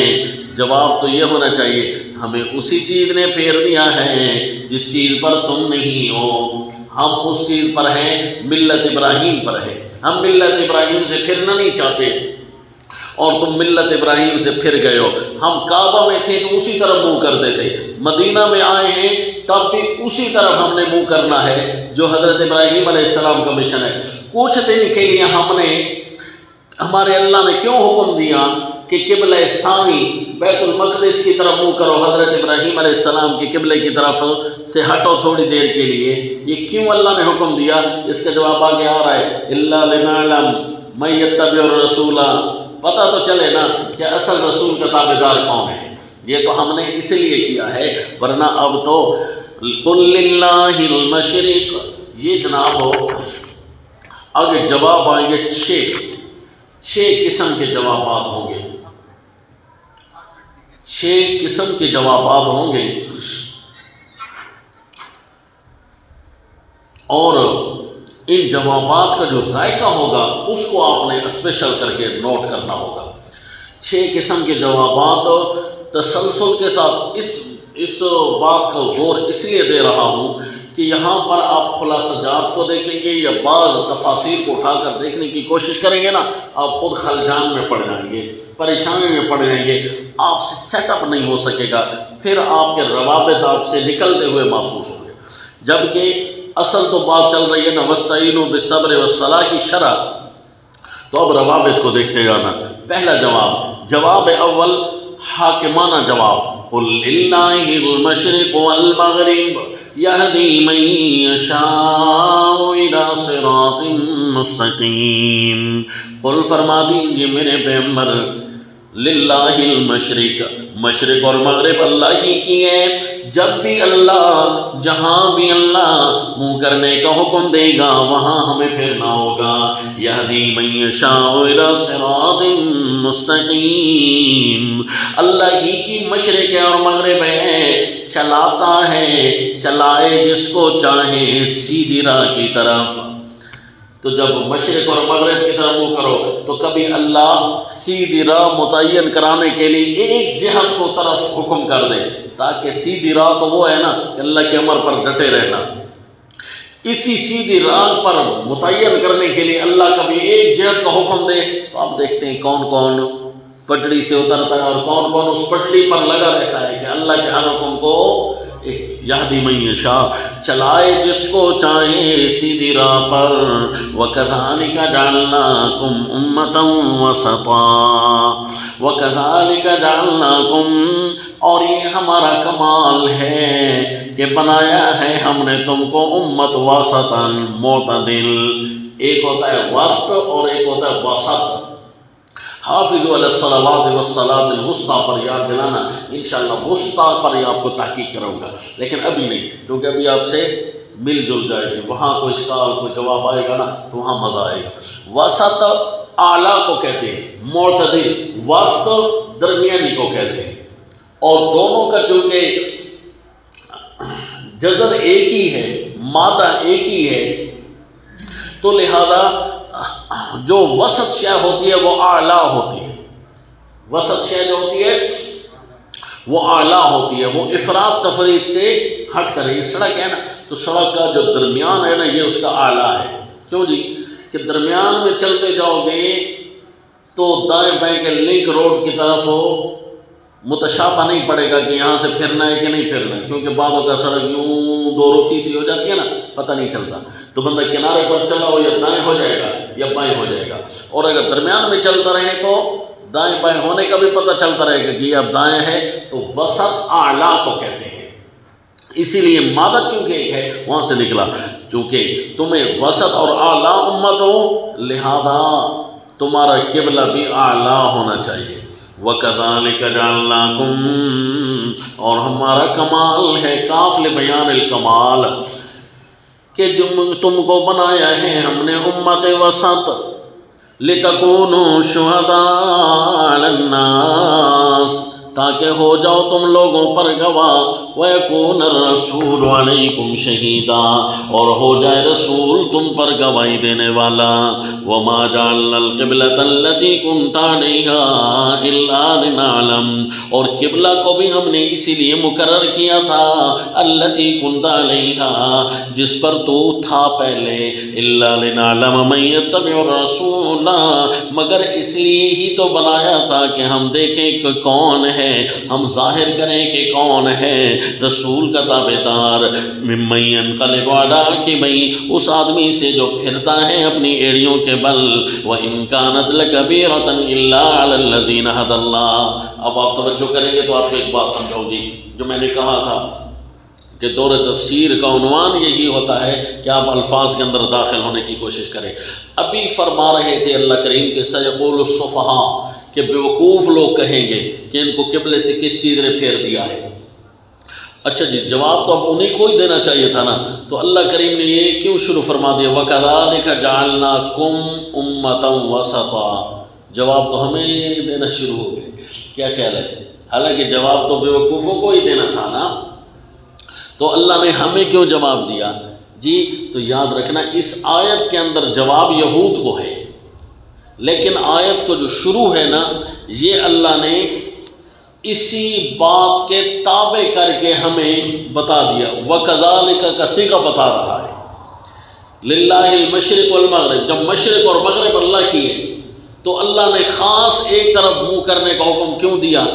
یہ اسی لیے دیا نا تاکہ ایک سیدھی راہ میں متعین کرو، اور ساتھ میں یہ بھی بتا دیا کہ اے امت محمد، یہ التفات پھرا، التفات الی الامہ، امت محمدیہ کی طرف التفات ہے، چونکہ تم اعلیٰ ہو اور تمہیں جو بھی چیز دینی ہے وہ اعلیٰ بنا کر دیں گے، تو جو قبلہ ہے وہ بھی ہم نے تمہیں، کیونکہ ان اول بیت وضع للناس للذی ببکۃ مبارکہ، قبلہ اول جس کو کہا جاتا ہے نا وہ مکہ مکرمہ ہے، اس لیے اس کو قبلہ ثانی کہا کرے، بیت المقدس کو قبلہ اول نہیں کہتے، کیوں جی قرآن کی موافقت کرنی ہے نا، قرآن میں ہے ان اول بیت وضع للناس للذی ببکۃ مبارکہ، چوتھے پارے میں آئے گا انشاءاللہ۔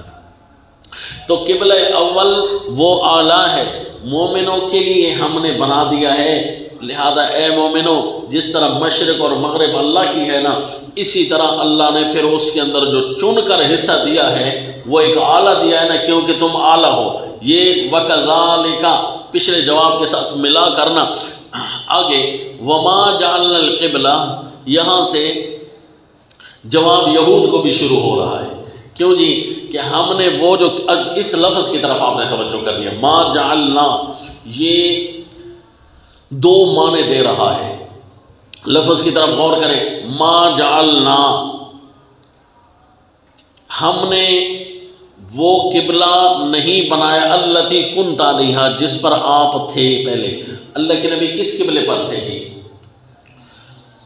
یا تو تھے مکہ والے قبلے یعنی بیت المقدس کعبہ کی طرف، یا اس حکم کے سے پہلے تھے بیت المقدس کی طرف، تو کنت علیہا کا اشارہ تو دونوں کی طرف جا رہا ہے، نہیں جا رہا؟ کنت علیہا فی المکہ یا کنت علیہا قبل هذا الحکم، تو یعنی آپ کعبہ کی طرف تھے یا آپ بیت المقدس کی طرف تھے، چونکہ لفظ نے متعین نہیں کیا کوئی ایک قبلہ، تو ہم بھی اپنی طرف سے متعین نہیں کرتے، جس طرح لفظ وسیع ہے ہم دونوں معنی آمنا و صدقنا، دونوں معنوں پر ایمان لاتے ہیں، لہذا آپ اگر کعبہ پر تھے یا آپ اس حکم سے پہلے بیت المقدس کی طرف تھے، وہ دونوں قبلے جو ہم نے بنائے تھے نا اس لیے بنائے تھے کہ لنعلم من یتبع الرسول، تاکہ ہم یہ ظاہر کروائیں کہ رسول کی اتباع کون کرتا ہے۔ پہلے آپ مکہ پر تھے نا تو ہم کعبہ والے قبلے پر تھے، پھر ہم نے اس قبلہ کو متعین کر دیا، بیت المقدس کو کہا، اس لیے کہا کہ لوگ لکیروں کو دیکھتے ہیں یا لوگ اللہ کے امر کو دیکھتے ہیں، تو جو ہوگا نا اللہ کے امر کا مطیع تو وہ فوراً قبلہ کعبہ اول سے ہٹ کر قبلہ ثانی کی طرف آ جائے گا، اور قبلہ ثانی پر اگر کھڑے ہوئے نا پھر اللہ کا حکم آ جائے قبلہ اول کی طرف آ جا، تو پھر وہ فوراً قبلہ اول کی طرف آ جائے، ما جعلنا القبلہ التی کنت علیہا کا اشارہ دونوں طرف ہے، یعنی ایک تحویل قبلہ ہم نے آزمائش بنائی ہوئی ہے، کس کی؟ کہ من یتبع الرسول ممن ینقلب علی عقبیہ، سمجھ آ رہا ہے جی؟ اسی لیے ما جعلنا، اس کے دونوں معنی آپ بے شک کر سکتے ہیں، یعنی نہیں پھیرا ہم نے قبلے کو جی، تو یہ بیت المقدس مراد ہوگا، یا مقرر کیا جو ہم نے قبلہ یعنی کعبۃ اللہ، یہ معنی بھی ہے کہ ما جعلنا القبلۃ التی کنت علیہا، مقرر کیا ہم نے کعبہ یعنی اب والا، الا لنعلم من یتبع الرسول ممن ینقلب، دو مطلب بتا دیے۔ پہلا جو معنی کیا نا اس معنی کے اندر دونوں کعبے تھے، جعلنا کا معنی ایک ہی تھا پہلے، اس کے اندر کعبے دونوں تھے، ما جعلنا القبلۃ التی کنت علیہا الا لنعلم، اب جس پر آپ تھے ابھی تھوڑی دیر پہلے، یا مکہ میں جس پر آپ تھے، ممن الا لنعلم من یتبع الرسول، ان کی تبدیلی ہم اس لیے کرتے گئے تاکہ ہم نے اس کو فتنہ بنایا، بس یہ بات ختم۔ کعبہ دو قسم کا ہوا، قبلہ دو قسم کا ہوا، اور لفظ ما جعلنا اس کے بارے میں جعل کا لفظ اتنا وسیع ہوتا ہے، اتنا افعال عامہ میں سے ہے، جس طرح ثابتون آپ کہتے ہیں نا افعال عامہ میں سے ہے، قرآن کے اندر جعل کا لفظ اتنا افعال عامہ میں سے 13 معنی دیتا ہے، کتنے؟ 13 قسم کے معنی۔ تو اس کے اندر یہ معنی بھی ہو سکتا ہے، ما جعلنا کے اب 2 معنی کرنے لگے، قبلہ کے 2 معنی ہو گئے نا، ما جعلنا کے ہم نے نہیں پھیرا القبلہ بیت المقدس کو، التی کنت علیہا جس پر ابھی آپ تھے، اس لیے ہم نے پھیرا ہے الا لنعلم من یتبع الرسول، کہ ہمیں ظاہر کر دیں کہ کون جاری ہے۔ اچھا، ایک معنی جعلنا کا، اور جعلنا کا دوسرا معنی ما جعلنا، اور ہم نے مقرر کیا ہے نا جو ابھی کعبہ، ابھی کون سا مقرر ہوا تحویل قبلہ کے بعد؟ قبلہ، تو ہم قبلہ اول کعبہ مکہ، یعنی ہم نے جو مقرر ابھی کیا ہے نا یہ اسی لیے کیا ہے لنعلم من یتبع الرسول، سمجھ آ رہی ہے آپ کو جی؟ تو لہذا کتاب اللہ کا ہر لفظ جتنا وسیع ہے ہم اسی کے پیچھے چلیں گے، ما جعلنا جتنا وسیع ہے، اور الکعبہ التی کنت علیہا، کنت علیہا کا لفظ دونوں باتوں کی طرف اشارہ کر رہا ہے، تو ہم اسی کے تابع دار ہیں۔ اب لہذا اللہ کی کلام کی برکات اور افضلیت دیکھیں کہ جس طرح یہ لفظ ذو معنیین ہے اور آزمائش ہے، اسی طرح قبلہ خود آزمائش ہے جی۔ اللہ کریم کی باتوں کی کیا ہی بات ہے جی۔ الا لنعلم من يتبع الرسول ممن ينقلب على عقبيه وان كانت لكبيرة الا على الذين هدى الله، یہ جواب بھی جاری ہے نا، اور کذالک جعلناکم سے جواب جاری نہیں ہوا، ما جعلنا سے جواب جاری ہوا، وکذالک جعلناکم یہ جواب کا ابتدائیہ تھا، جواب کا ابتدائیہ اور مقدمہ تھا، تو اسی لیے وکذالک جعلناکم کے ساتھ لکھ دو مقدمہ جواب، اور ما جعلنا ہے جواب۔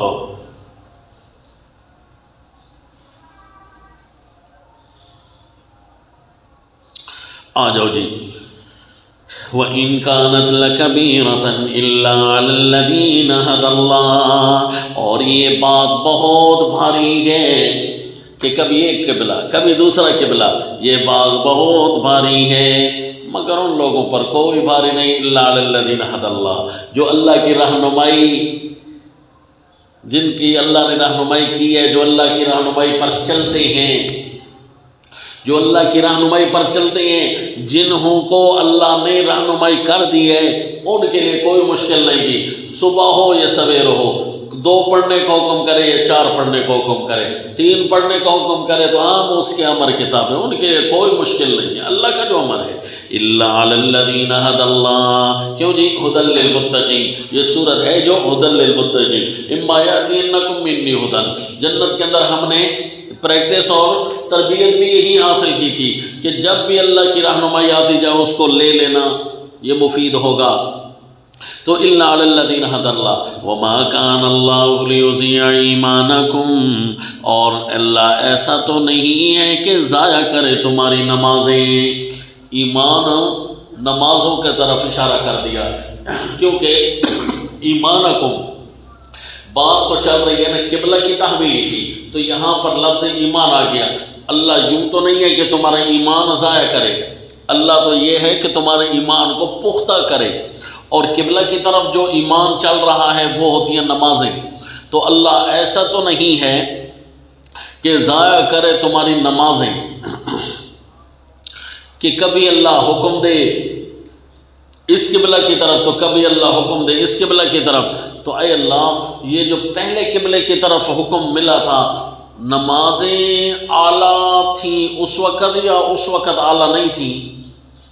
کیونکہ اعلیٰ قبلہ کی طرف جو ہمارا حکم اب ہو رہا ہے، تو اس کا مطلب ہے پہلے جو قبلہ ابھی تھا بیت المقدس، وہ تو پھر اعلیٰ نہ ہوا. وَكَذَلِكَ جَعَلْنَاكُمْ أُمَّةً وَسَطًا، تو پھر اس کی طرف جو نمازیں ہم نے پڑھی ہیں وہ اعلیٰ تو نہیں ہوں گی. پھر نمازیں تو اچھی ہوں گی، اعلیٰ تو نہیں ہوئی. تو اس کا جواب دیا ما کان اللہ لیضیع ایمانکم، اس کا یہ مطلب تو نہیں ہے کہ اللہ تمہاری نمازوں کو ضائع کرے.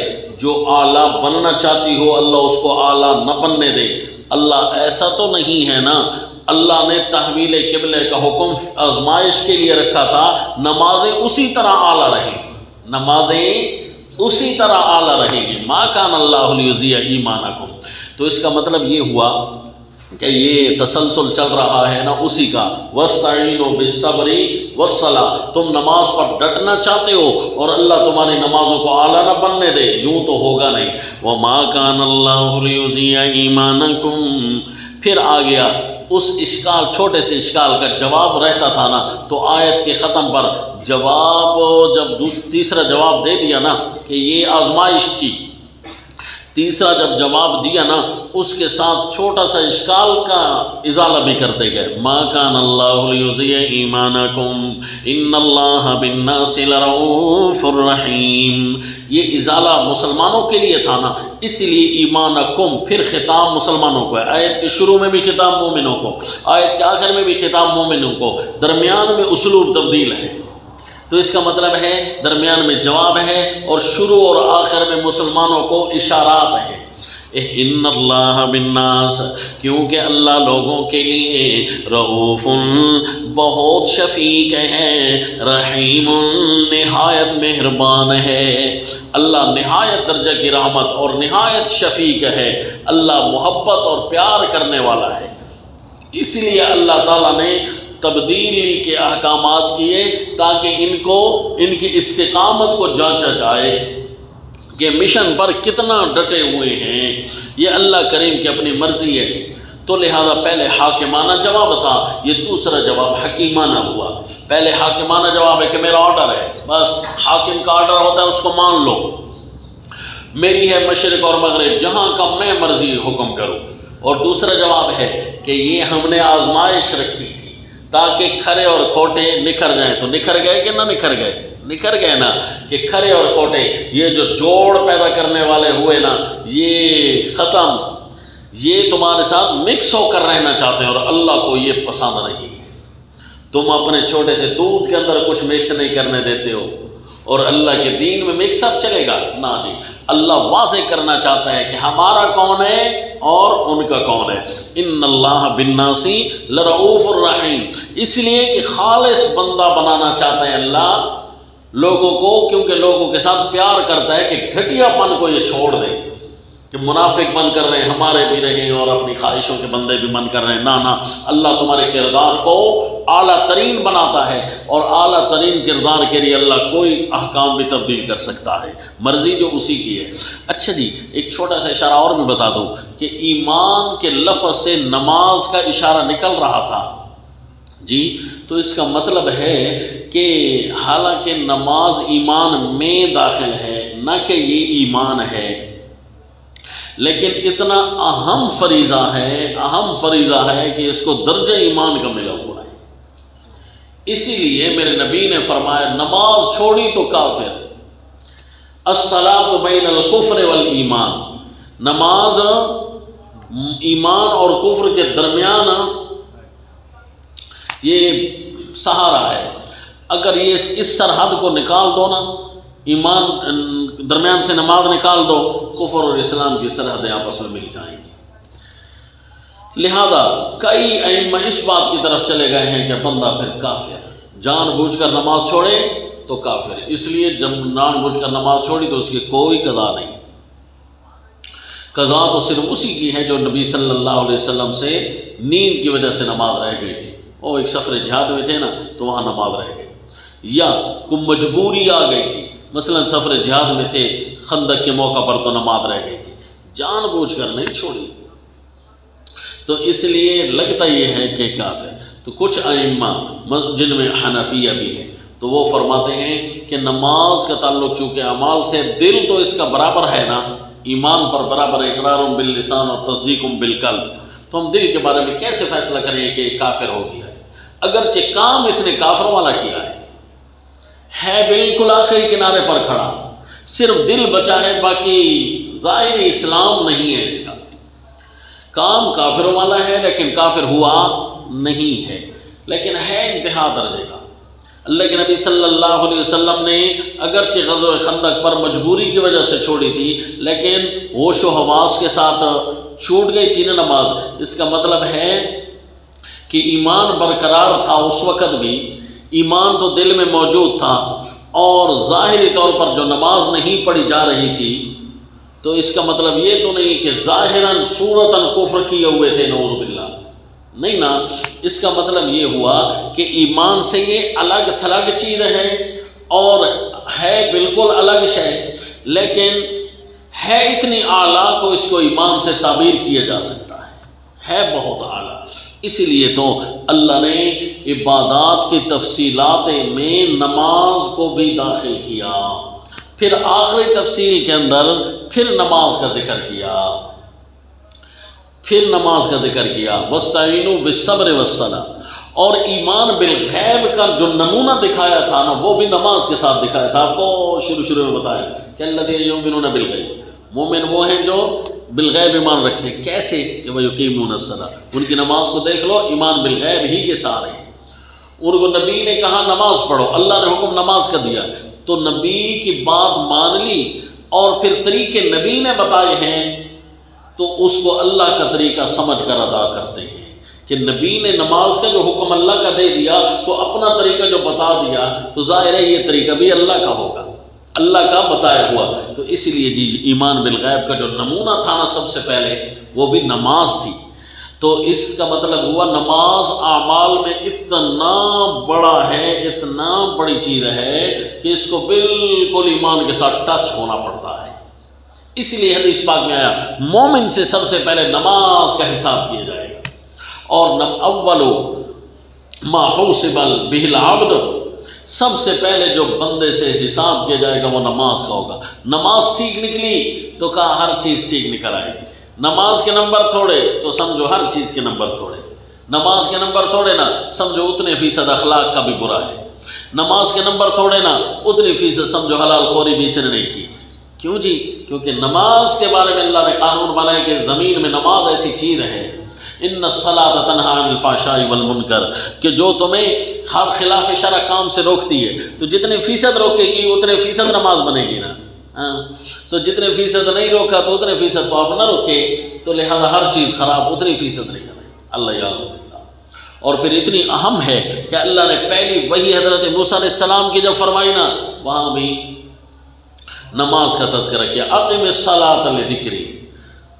اور رسول اللہ صلی اللہ علیہ وسلم کو جس چیز پر ہمیشگی کا حکم دیا نا وہ بھی یہی تھا، وَأْمُرْ أَهْلَكَ بِالصَّلَاةِ وَاصْطَبِرْ عَلَيْهَا لَا نَسْأَلُكَ رِزْقًا. اور سورہ البقرہ میں نماز نماز نماز کی باتیں اتنی ہیں کہ کئی مقام پر کہ وَإِنَّا لَكَبِيرَةٌ إِلَّا عَلَى الْخَاشِعِينَ، اقیموا الصلاۃ وزکاۃ. یہودیوں کی طرف نہ دیکھو ان کی طرف، الذین یقیمون الصلاۃ. پھر آگے آئے گا حافظوا علی الصلوات والصلاۃ الوسطیٰ. وہاں جب بات آئے گی تو وہاں انشاءاللہ اور مزہ دکھائیں گا آپ کو کہ نماز اتنی اہم ہے. یہاں جب تذکرہ آیا نا نماز کا نام ایمان رکھ دیا. اور یہاں ایمان کیوں رکھا جی؟ ما کان اللہ لیضیع ایمانکم، اس کے اندر دونوں جواب ہیں جی، کہ نماز کو ایمان کہا اس کے اہم ہونے کا، اور یہاں صلاۃ کے بجائے ایمان کا لفظ دیا کہ تمہارا ایمان اسی طرح برقرار رہے کہ کعبہ واقعی اعلیٰ تھا، تھوڑے سے وقت کے لیے اس کا اعلیٰ ہونا ختم نہیں ہو گیا تھا۔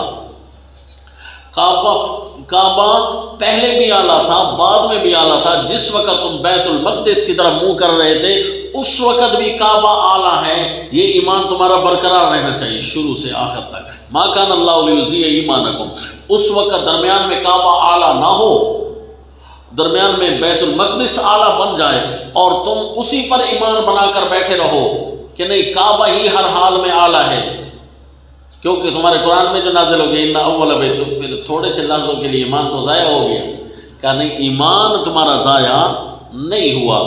اسی طرح جس طرح ایمان ضائع نہیں ہوا تو اس کا مطلب یہ ہوا کہ کعبہ ہر دور میں اعلیٰ تھا، تو ساتھ اس اشکال کا جواب بھی ہو گیا کہ ہماری ان نمازوں کا کیا بنا؟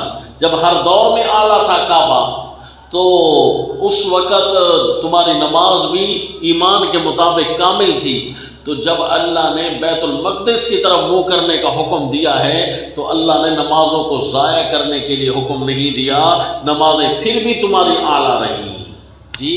تو یہ اتنی بڑی تقریر ہے جی، ما کان اللہ لیضیع ایمانکم، اللہ نے لفظ چھوٹا بولا اور ہمیں اتنی بڑی تقریر کرنی پڑ گئی۔ ان اللہ بالناس لرؤوف رحیم قد نرى تقلب وجهك في السماء۔ آؤ جی، یہاں پر میں نے آپ کو بتایا نا کہ صفت حکیم کا اظہار ہو رہا ہے کہ اللہ اپنی حکمت کے فیصلے، جو بھی اللہ کا فیصلہ ہوتا ہے حکمت کے ساتھ ہوتا ہے، تو اللہ نے تحویل قبلہ کا حکم دیا نا تو اللہ کے حکمتوں بھرا فیصلہ تھا، صفت حکیم کا اظہار ہوا۔ اب رؤوف الرحیم آیا نا تو اب اللہ کریم کی صفت رأفت اور صفت رحمت اس کا اظہار شروع ہو جائے گا، تو لہذا آپ لکھیں قد نرى تقلب، مقدمہ جواب نمبر 3، جواب نمبر 3 آپ آگے آئے گا جی، اس کا پہلے مقدمہ سن لو، اور نمونہ رأفت و رحمت اول، نمونہ رأفت و رحمت اول، یہ رأفت اور رحمت کا پہلا نمونہ بھی ہے۔ تو دیکھیں جی یہ کیسے ہم نے اس کو مقدمہ بنایا، تیسرا جواب نہیں بنا رہے، کیونکہ جی جواب تو ملنا ہے بیوقوفوں کو، اور قد نرى تقلبک کا خطاب تو ہے رسول اللہ صلی اللہ علیہ وسلم کے ساتھ، اور خطاب بھی درمیان جواب کے آ گیا ہے، تو اس کا مطلب ہے یہ تیسرے جواب کی تیاری کرنے کے لیے یہ مقدمے کے طور پر آئے۔ یہ ہے جی مزاج قرآن میں داخل ہونا، ٹھیک ہے، کہ مزاج قرآن کے مطابق گفتگو کرنا، کہ جوابات سے باہر بھی نہیں اور جواب بھی نہیں۔ جب جوابات سے باہر نہیں ہے تو پھر اس کا مطلب ہے جوابات کا مقدمہ ہے، اور جواب بھی نہیں ہے، کیوں جی؟ کہ یہ مقدمہ ہے اجوبہ کا، کیونکہ نبی صلی اللہ علیہ وسلم کے ساتھ خطاب ہے، جس طرح میں نے بتایا نا کہ وَكَذَلِكَ جَعَلْنَاكُمْ أُمَّةً وَسَطًا، یہ جواب نہیں بن رہا بلکہ یہ کیا بن رہا ہے جی؟ یہ مقدمہ ہے جواب کا۔ اسی طرح ما کان اللہ لیضیع ایمانکم میں خطاب صحابہ کو ہے، کیونکہ ہم نے لفظ صفحاء کو دیکھنا ہے نا جی، صفحاء کا لفظ ہے تو پھر صحابہ کے ساتھ گفتگو یہ نہیں ہے، جواب صحابہ کے ساتھ نہیں، وہ بیوقوفوں کو جواب مل رہا ہے۔ تو ما کان اللہ لیضیع ایمانکم یہ جواب کا حصہ نہیں ہے بلکہ اس جواب سے پیدا ہونے والے ایک شبہ کا ازالہ ہے، ضمناً ازالہ ہے، سمجھا جی؟ تو یہ وہ جوابات ہیں جب آپ کفر و الحاد کے ساتھ مناظرے کے لیے بیٹھیں گے نا تو اس وقت ملحدین آپ پر ایسی باتیں اٹھا کر کتاب اللہ کی اعتراضات کریں گے، تو فلسفہ اسلام کا سٹیج آپ نے سنبھالنا ہے اس وقت، تو اس وقت یہ جواب آپ کے کام آ رہے ہوں گے۔ کہ اس آیت کا شروع ہے یا سیقول الصفحاء، اور نعوذ باللہ کے خطاب نبی کو بھی ہے، آگے خطاب صحابہ کو بھی ہے، اس کا مطلب ہے اللہ کی یہ جوابات، اور بعض ہمارے خلاصوں میں بھول کر لکھا ہوا بھی ہے کہ یہ جواب ہے جی، حالانکہ یہ کیسے جواب ہے جی؟ جواب تو ہونا ہے بیوقوفوں کو، اگرچہ وہ تعویل کر دیں گے کہ ضمناً بھائی جواب پیدا ہو رہا ہے ان کے لیے بھی، جس طرح کہ حضرت شاہ عبد القادر رحمہ اللہ نے لکھا کہ یہ شبہ یہود کو بھی اور بعض نو مسلمانوں کی طرف سے بھی تھا، بعض انہوں نے ان آیات کے اندر تطبیق بٹھانے کے لیے یہ تعویل ارشاد فرمائی ہے، لیکن دیکھیں نا جی، ہم تو وہ تعویل مانیں گے جو مدلل ہو، جو صحیح سند سے ثابت تو ہو۔ بھئی یہ کس مسلمان کو یہ شبہ لگا تھا؟ اگر کوئی دلیل مانگ لے تو پھر امام حضرت شاہ عبد القادر رحمہ اللہ کی طرف سے وہ تو گئے جنت میں، پھر دلیلیں ہم کہاں سے ڈھونڈیں؟ اس کا مطلب یہ ہوا کہ وہ ان کی صرف اس کے جواب کی حیثیت صرف تعویل والی ہے، اور ان کی تعویل کو ہم صحیح قرار دے رہے ہیں، لیکن راجح نہیں کہ جب آپ الہاد کے ساتھ جواب دہی کے لیے بیٹھیں گے نا تو آیات کے حصص کو نمبر دکھا دکھا کر، صیغوں کی دلیلیں دکھا دکھا کر بتائیں گے کہ یہ جواب اور ہے۔ اچھا وَكَذَلِكَ جَعَلْنَاكُمْ، جواب تو نہیں نہ بن رہا، جواب تو نہیں بلکہ انعام دکھایا جا رہا ہے۔ اسی طرح مَا كَانَ اللَّهُ لِيُضِيعَ إِيمَانَكُمْ، یہ تحویل قبلہ کی بات تو ہے ہی نہیں اس کے اندر۔ قَدْ نَرَىٰ تَقَلُّبَ کی طرف تھوڑا سا آتے ہیں، لیکن ٹھیک ہے جی۔ مقدمہ جواب نمبر 3، جواب آگے آ رہا ہے، جواب آگے آئے گا، او وَلِكُلٍّ وِجْهَةٌ هُوَ مُوَلِّيهَا، یہ جواب ہوگا، اور اس کے اندر خطابات صحابہ کو کیوں ہیں؟ پھر اس کا بھی جواب عرض ہوگا کہ وَلِكُلٍّ وِجْهَةٌ هُوَ مُوَلِّيهَا کے اندر تو خطاب نہیں ہے نا، جواب وہ ہوگا۔ اور ابھی تک مقدمہ جواب ہے جی نمبر 1، قَدْ نَرَىٰ تَقَلُّبَ وَجْهِكَ فِي السَّمَاءِ فَلَنُوَلِّيَنَّكَ قِبْلَةً تَرْضَاهَا، تاکہ ہم دیکھتے ہیں میرے پیغمبر آپ کا بار بار آپ کے چہرے کا اٹھنا آسمان کی طرف، بلندی کی طرف، آپ کا چہرہ بار بار اٹھ رہا ہے۔ فَلَنُوَلِّيَنَّكَ قِبْلَةً تَرْضَاهَا، سو البتہ پھیریں گے ہم آپ کو اس قبلہ کی طرف جس کی طرف آپ راضی ہیں۔ ترضاہا، ابھی جس قبلہ کی طرف آپ راضی ہیں نا، ہم آپ کو پھیر رہے ہیں، پھیریں گے، ہم آپ کو پھیر رہے ہیں، پھیریں گے اس قبلہ کی طرف جس کے پر تو راضی ہے۔ کیا مطلب؟ اللہ کے نبی راضی تھے قبلہ کی طرف جی۔ تفسیر جواہر القرآن میں حضرت الوانی رحمہ اللہ کی طرف منسوب قول لکھا ہے کہ حضرت پہلے پریشان تھے کہ قبلہ تبدیل نہ ہو، پھر اس پریشانی پر جو بعض اوقات عبارت جواب دی جاتا ہے وہ جواب بھی غیر ثابت شدہ ہے، یعنی سندن ثابت نہیں ہے کہ وہ جی اصل میں آپ صلی اللہ علیہ وسلم چاہتے تھے کہ یہود کے ساتھ مشن نیا نیا چلا ہے نا، تھوڑی کچھ عرصہ مطابقت ہو جائے تو پھر بعد میں جا کر چینجنگ ہوگی۔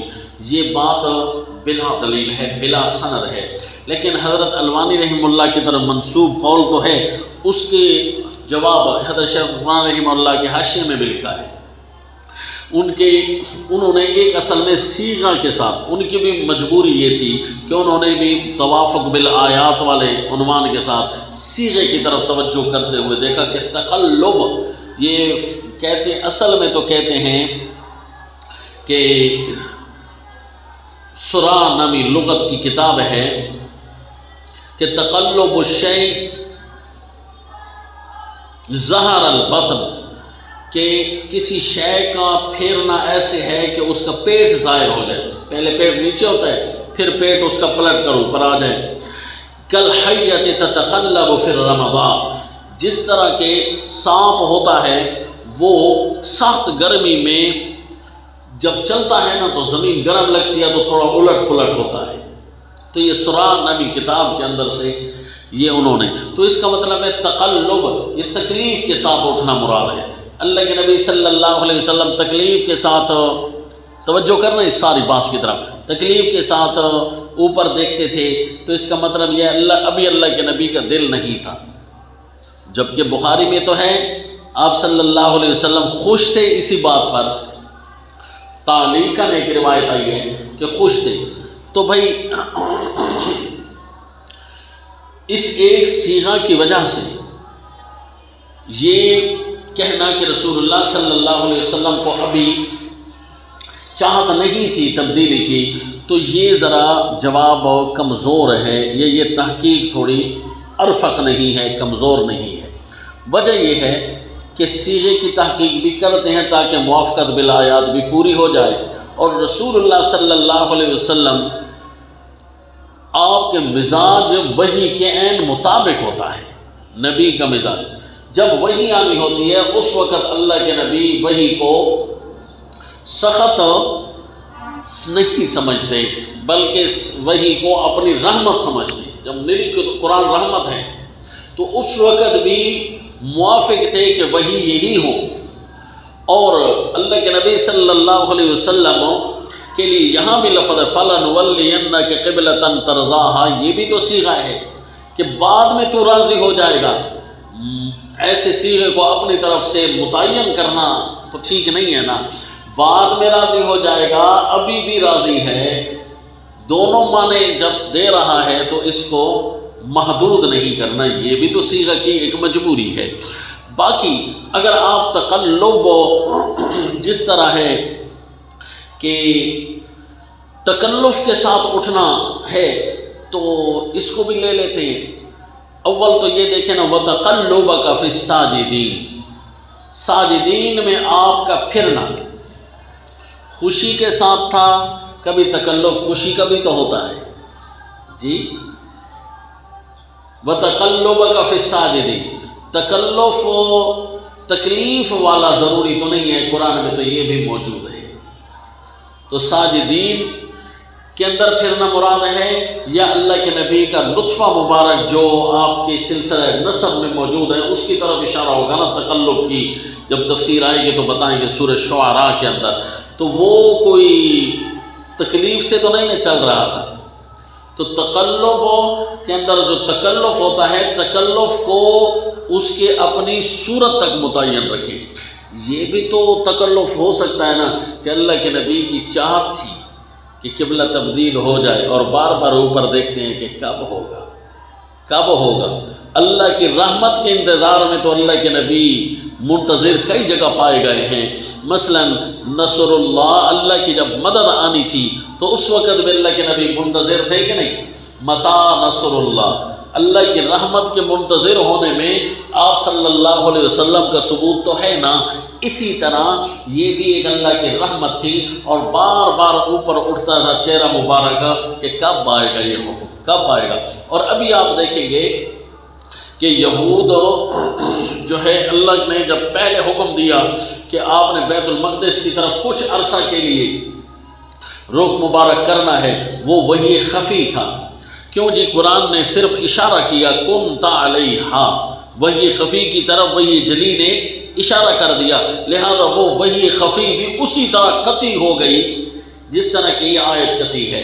تو آپ صلی اللہ علیہ وسلم کو پتا تھا کہ یہ حکم جو ہے تو کچھ عرصہ کے لیے، تو لہذا خوشی سے آپ منتظر رہا کرتے تھے کہ کب یہ تبدیل ہوگا۔ بار بار اٹھتے تھے، روزانہ اٹھاتے تھے، یہ ایک ہی دن اٹھایا تھا آپ صلی اللہ علیہ وسلم نے بار بار، یہ تو قرآن میں نہیں ہے نا۔ بار بار جو اٹھاتے تھے روزانہ منتظر رہتے تھے، اپنا چہرہ مبارک دیکھ رہے ہوتے تھے کہ اب سیدنا جبرائیل امین آج کو اسی صورت میں تو نہیں آئیں گے جس صورت میں پہلے تشریف لائے تھے جی۔ تو اسی لیے بار بار آپ صلی اللہ علیہ وسلم اوپر دیکھتے، آس پاس انسانوں کی صورت میں بھی آ جاتے تو سامنے سے آتے، اور اگر اصلی صورت میں آتے تو اوپر سے آتے۔ تو آپ صلی اللہ علیہ وسلم سامنے بھی دیکھ رہے ہیں اور بار بار اوپر بھی دیکھ رہے ہیں کہ آج کون سی صورت میں آنے کا حکم ملے گا۔ تو لہذا اللہ کے نبی منتظر تھے اس حکم کی چاہت کی وجہ سے، اور تو لہذا یہ صیغے کی جو مجبوری ہے، یہ تکلف خوشی کا تھا، صیغے کی جو مجبوری ہے وہ بھی حل ہو گئی، لہذا آپ آ جائیں گے۔ قد نرى تقلب وجهك في السماء، نمونہ رأفت بھی ہے نا کہ ہم تحقیق آپ کے چہرے کو بار بار آسمان کی طرف اٹھتے ہوئے دیکھ رہے ہیں۔ فَلَنُوَلِّيَنَّكَ قِبْلَةً تَرْضَاهَا، سو ہم پھیریں گے آپ کو اس قبلے کی طرف جس قبلے کی طرف آپ راضی ہیں۔ کب پھیریں گے؟ فرمایا پھیر رہے ہیں نا، فَوَلِّ وَجْهَكَ شَطْرَ الْمَسْجِدِ الْحَرَامِ، سو میرے پیغمبر اب پھیر اپنا منہ مسجد حرام کی طرف۔ جب یہ فرمانا تھا تو فَوَلِّ وَجْهَكَ فَلَنُوَلِّيَنَّكَ قِبْلَةً تَرْضَاهَا، یہ آیت نازل کرنے کا پھر کیا حکم، پھر کیا مطلب؟ فَلَنُوَلِّيَنَّكَ قِبْلَةً تَرْضَاهَا، پھر فوراً فرما دیا فَوَلِّ وَجْهَكَ شَطْرَ الْمَسْجِدِ الْحَرَامِ۔ تو جی یہ نمونہ رأفت دکھانا مقصود ہے کہ دیکھا جی کہ میں اللہ کیسے اپنے بندوں پر مہربان ہوں کہ ان کی چاہت کے جو مومن کی چاہت ہوتی ہے وہ رحمتوں سے بھری ہوئی ہوتی ہے، جو نبی کی جو چاہت ہوتی ہے وہ خالص دین کی چاہت ہوتی ہے، اس چاہت پر کر دیا نا اللہ نے اپنا حکم پورا۔ تو میرے پیغمبر لہذا آپ بھی اپنا چہرہ مسجد حرام کی طرف کریں، مسجد حرام کو نہ کریں بلکہ مسجد حرام کی شطر ان کی طرف کریں۔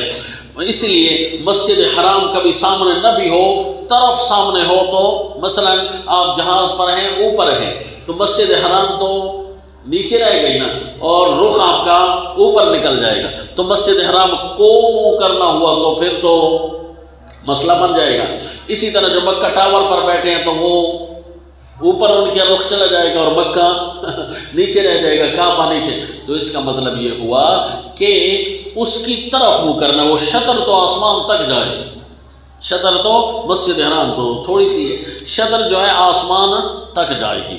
اسی طرح جو مسجد حرام کے نیچے چلا جائے کیا کر کے کنواں بنا کر چلا جائے یا تہ خانہ بنا لے تو وہ بھی اس طرح وہ ان کو اوپر نہیں کرنا پڑے گا بلکہ وہ اس طرح منہ کرے گا، سمجھا جی؟ کیونکہ شطر کا حکم ہے نا، فَوَلِّ وَجْهَكَ شَطْرَ الْمَسْجِدِ الْحَرَامِ وَحَيْثُ مَا كُنْتُمْ فَوَلُّوا وُجُوهَكُمْ شَطْرًا، اور جہاں بھی ہو وہ تم پھیرو تم اپنے منہوں کو اس مسجد حرام کی طرف۔ وَإِنَّ الَّذِينَ أُوتُوا الْكِتَابَ لَيَعْلَمُونَ أَنَّهُ الْحَقُّ مِنْ رَبِّهِمْ، کیونکہ اس کے اندر مقدمے کے اندر جواب کا رنگ بھی تو ہونا ہے نا، کیونکہ مقدمہ جواب ہے تو اس لیے ساتھ ساتھ ان بے وقوفوں کا تذکرہ بھی جاری رہے گا۔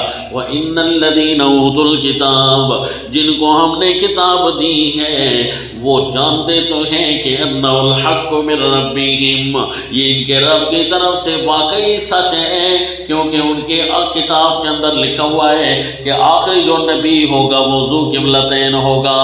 وَمَا اللَّهُ بِغَافِلٍ عَمَّا تَعْمَلُونَ، اور اللہ بے خبر نہیں ہے ان کاموں سے جو وہ کر رہے ہیں۔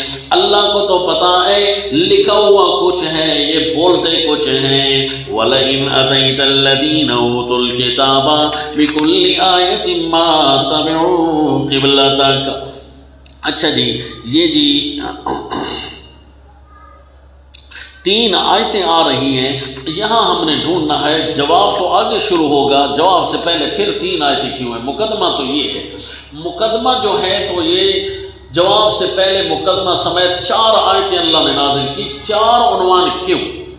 یہ دیکھیں، قد نرا تقلب، ولئن اتیتا، اور الذین آتیناہم الکتاب، اور چوتھی الحق من ربک۔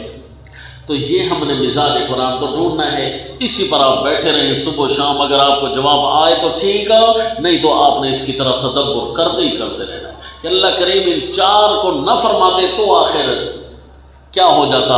اب 4 فرما دیے تو اللہ کریم آخر ترجمہ تو ہمیں آتا ہے، اس کا جب جواب آپ ڈھونڈیں گے نا تو آپ کو ایک جواب ملے گا۔ پہلی آیت ہے مقدمہ جواب دوم کا، اور اگلی جو 3 آیتیں ہیں نا یہ دیکھ لو، 3 آیتوں سے پہلے کیا گزر چکا ہے؟ 3 آیتیں گزر چکی ہیں، ایک اول جواب، ایک ثانی جواب، ایک مقدمہ تیسرے جواب کا۔ تو اس کا مطلب ہے 3 تناویر، 3 دفعہ روشنی ڈالیں گے اللہ کریم، پہلے جواب پر، پھر دوسرے پر، پھر مقدمہ جواب پر 3 دفعہ روشنی آئے گی۔ اب جی روشنی ڈالنے کے لیے ضروری ہے کہ وہ اسی بات پر میچنگ تو کرے نا، تنویر اگر آپ نے پہلے جواب کی بنانی ہے۔ اچھا پہلا جواب کون سا تھا؟ قل للہ المشرق والمغرب یہدی من یشاء الی صراط مستقیم، یہ تھا پہلا جواب۔ اس کی پہلی تنویر دیکھو، وَلَئِنْ أَتَيْتَ الَّذِينَ أُوتُوا الْكِتَابَ بِكُلِّ آيَةٍ مَا تَبِعُوا قِبْلَتَكَ وَمَا أَنْتَ بِتَابِعٍ قِبْلَتَهُمْ وَمَا بَعْضُهُمْ بِتَابِعٍ قِبْلَةَ بَعْضٍ۔ اے میرے پیغمبر، آپ نے ان کو جب پہلی دلیل دے دی کہ مشرق اور مغرب اللہ کی ہے تو اللہ جہاں چاہے حکم کرے، یا آپ نے ایسی بات بتا دی کہ اس کا یہ جواب ان کے پاس ہے کوئی نہیں، لیکن پھر بھی یہ بولتے ہیں، بیوقوف ہے نا۔ تو وَلَئِنْ أَتَيْتَ الَّذِينَ أُوتُوا الکتاب، یہ تو اتنا پکا جواب تھا، یہ جواب تو درکنار، اگر آپ ان اوت الکتاب بیوقوف لوگوں کو ہر نشانی بھی دے دیں، ما تبعوا قبلتک، یہ چونکہ ہیں بیوقوف، انہوں نے آپ کی قبلہ کی اتباع نہیں کرنی میرے پیغمبر، وما انت بتابع قبلتہم، اور آپ تو نہیں نہ ماننے والے ان کے قبلہ کو، اور آپ نہیں ماننے والے ان کے قبلہ کو، یہ تو ہو نہیں سکتا کہ وہ آپ کے قبلے کے پیچھے نہ چلیں، تو چلو آپ ان کے قبلے کے پیچھے چلے جائیں جوڑ کی نیت سے نا، ما انت بتابع، اشارہ اس لفظ کا کیا ہے؟ اللہ کے نبی راضی تھے یا ناخوش تھے؟ اس کا مطلب اللہ کے نبی خوش تھے نا کہ میرا قبلہ اپنا ہونا چاہیے بیت اللہ، تبھی تو ما انت بتابع قبلتہم وما بعضهم بتابع قبلۃ بعض، اور یہ اتنے بیوقوف ہیں، آپس میں بھی الجھے ہوئے ہیں، آپس میں بھی ایک دوسرے کے قبلے کے پیچھے نہیں چلتے، یعنی ایک بیت المقدس کے دو طرفیں ہیں نا، وہ کہتے ہیں اس طرف سے منہ کروں گا، دوسرا کہتا ہے نہیں اس طرف سے منہ کروں گا، اب یہ آپس میں بھی الجھے ہوئے ہیں، ما بعضهم بتابع قبلۃ بعض، چونکہ ہیں یہ بیوقوف، تو ابھی آپ ان کو بے شک سمجھاتے رہیں، جو بھی دلیل دیتے رہیں، انہوں نے نہیں ماننا، یہ پہلے جواب پر تنویر آ گئی تھی، جواب ہم تمہیں دیں گے، دلائل ہم تمہیں دیں گے، لیکن یہ چونکہ بیوقوف ہیں اور ان کو جو بھی دلیل دے دو یہ ماننے والے نہیں۔ وَلَئِنِ اتَّبَعْتَ أَهْوَاءَهُم مِّن بَعْدِ مَا جَاءَكَ مِنَ الْعِلْمِ إِنَّكَ إِذًا لَّمِنَ الظَّالِمِينَ، اگر آپ چلے ان کی خواہشوں پر بعد اس کے کہ آگے آپ کے پاس علم، بے شک آپ ہو جائیں گے بے انصافوں میں سے۔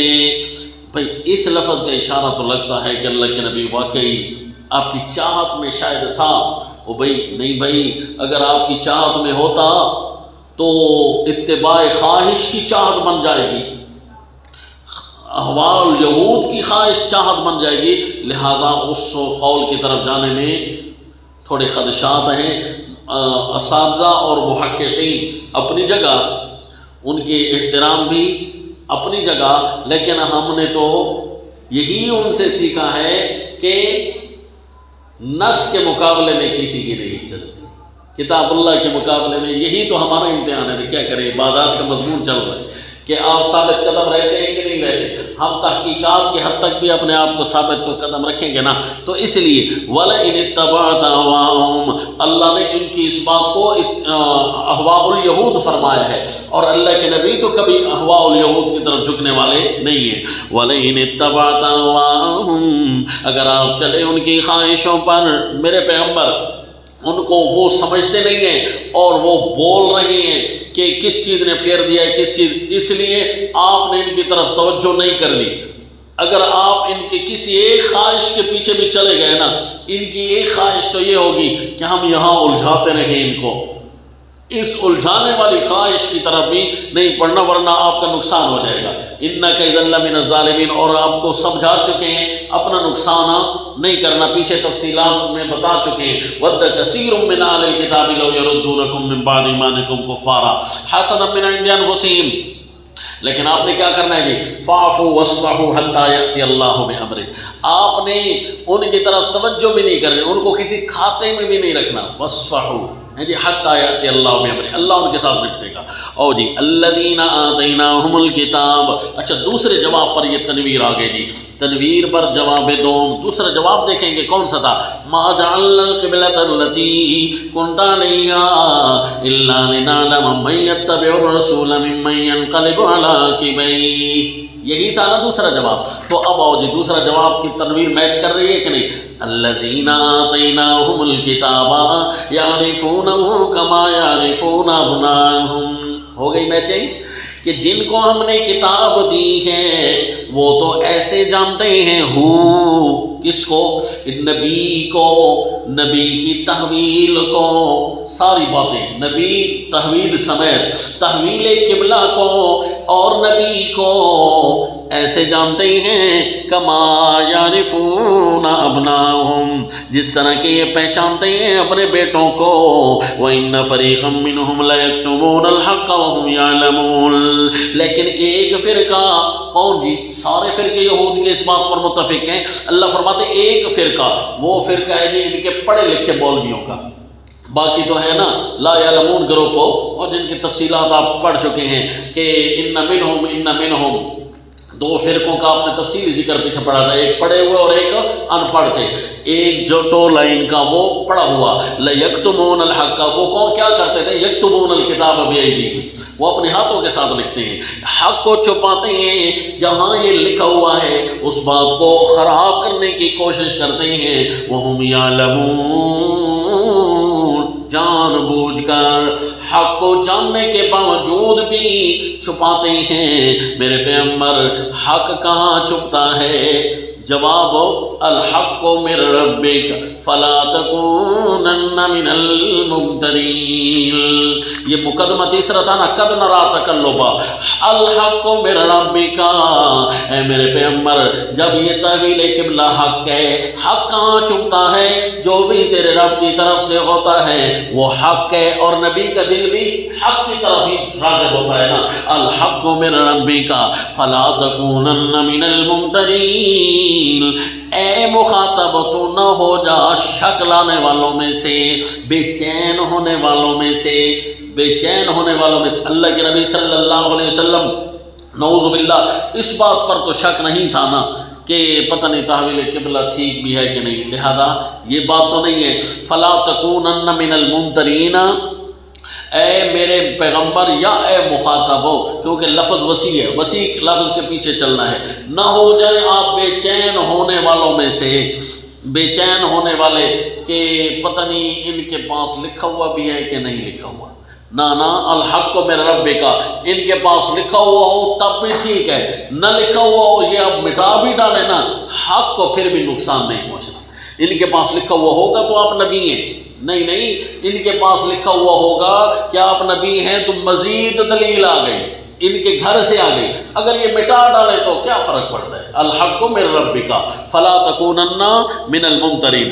لہذا جی ان کی کتاب میں اب بھی لکھا ہوا ہے، میں آپ کو ان کی ایک چھوٹی سی عبارت ہے وہ دکھاتا ہوں۔ حضرت الوانی رحمہ اللہ نے ایک عبارت لکھی ہے جو پڑھنی بڑی مشکل ہوتی ہے، عبرانی زبان کی کتاب ہے، اور وہ جو ہے ملتی جلتی ہے عربی کے ساتھ، تو پڑھنی بھی مشکل ہے۔ وہ عبارت آپ کو لکھواتا ہوں یا دکھاتا ہوں جی عبرانی زبان کی کہ وہ کیا ان کے پاس لکھا ہوا ہے۔ حضرت الوانی رحمہ اللہ نے تفسیر بے نظیر کے اندر سورۃ البقرہ کے اندر نا یہ لکھا ہے۔ بس آپ وقفہ کر لیں، وقفہ کے بعد میں آپ کو ان کی یہاں سے عبارت بھی دکھاؤں گا، اور جواب نمبر 3 بھی شروع ہونے والا ہے۔ وما علینا الا البلاغ۔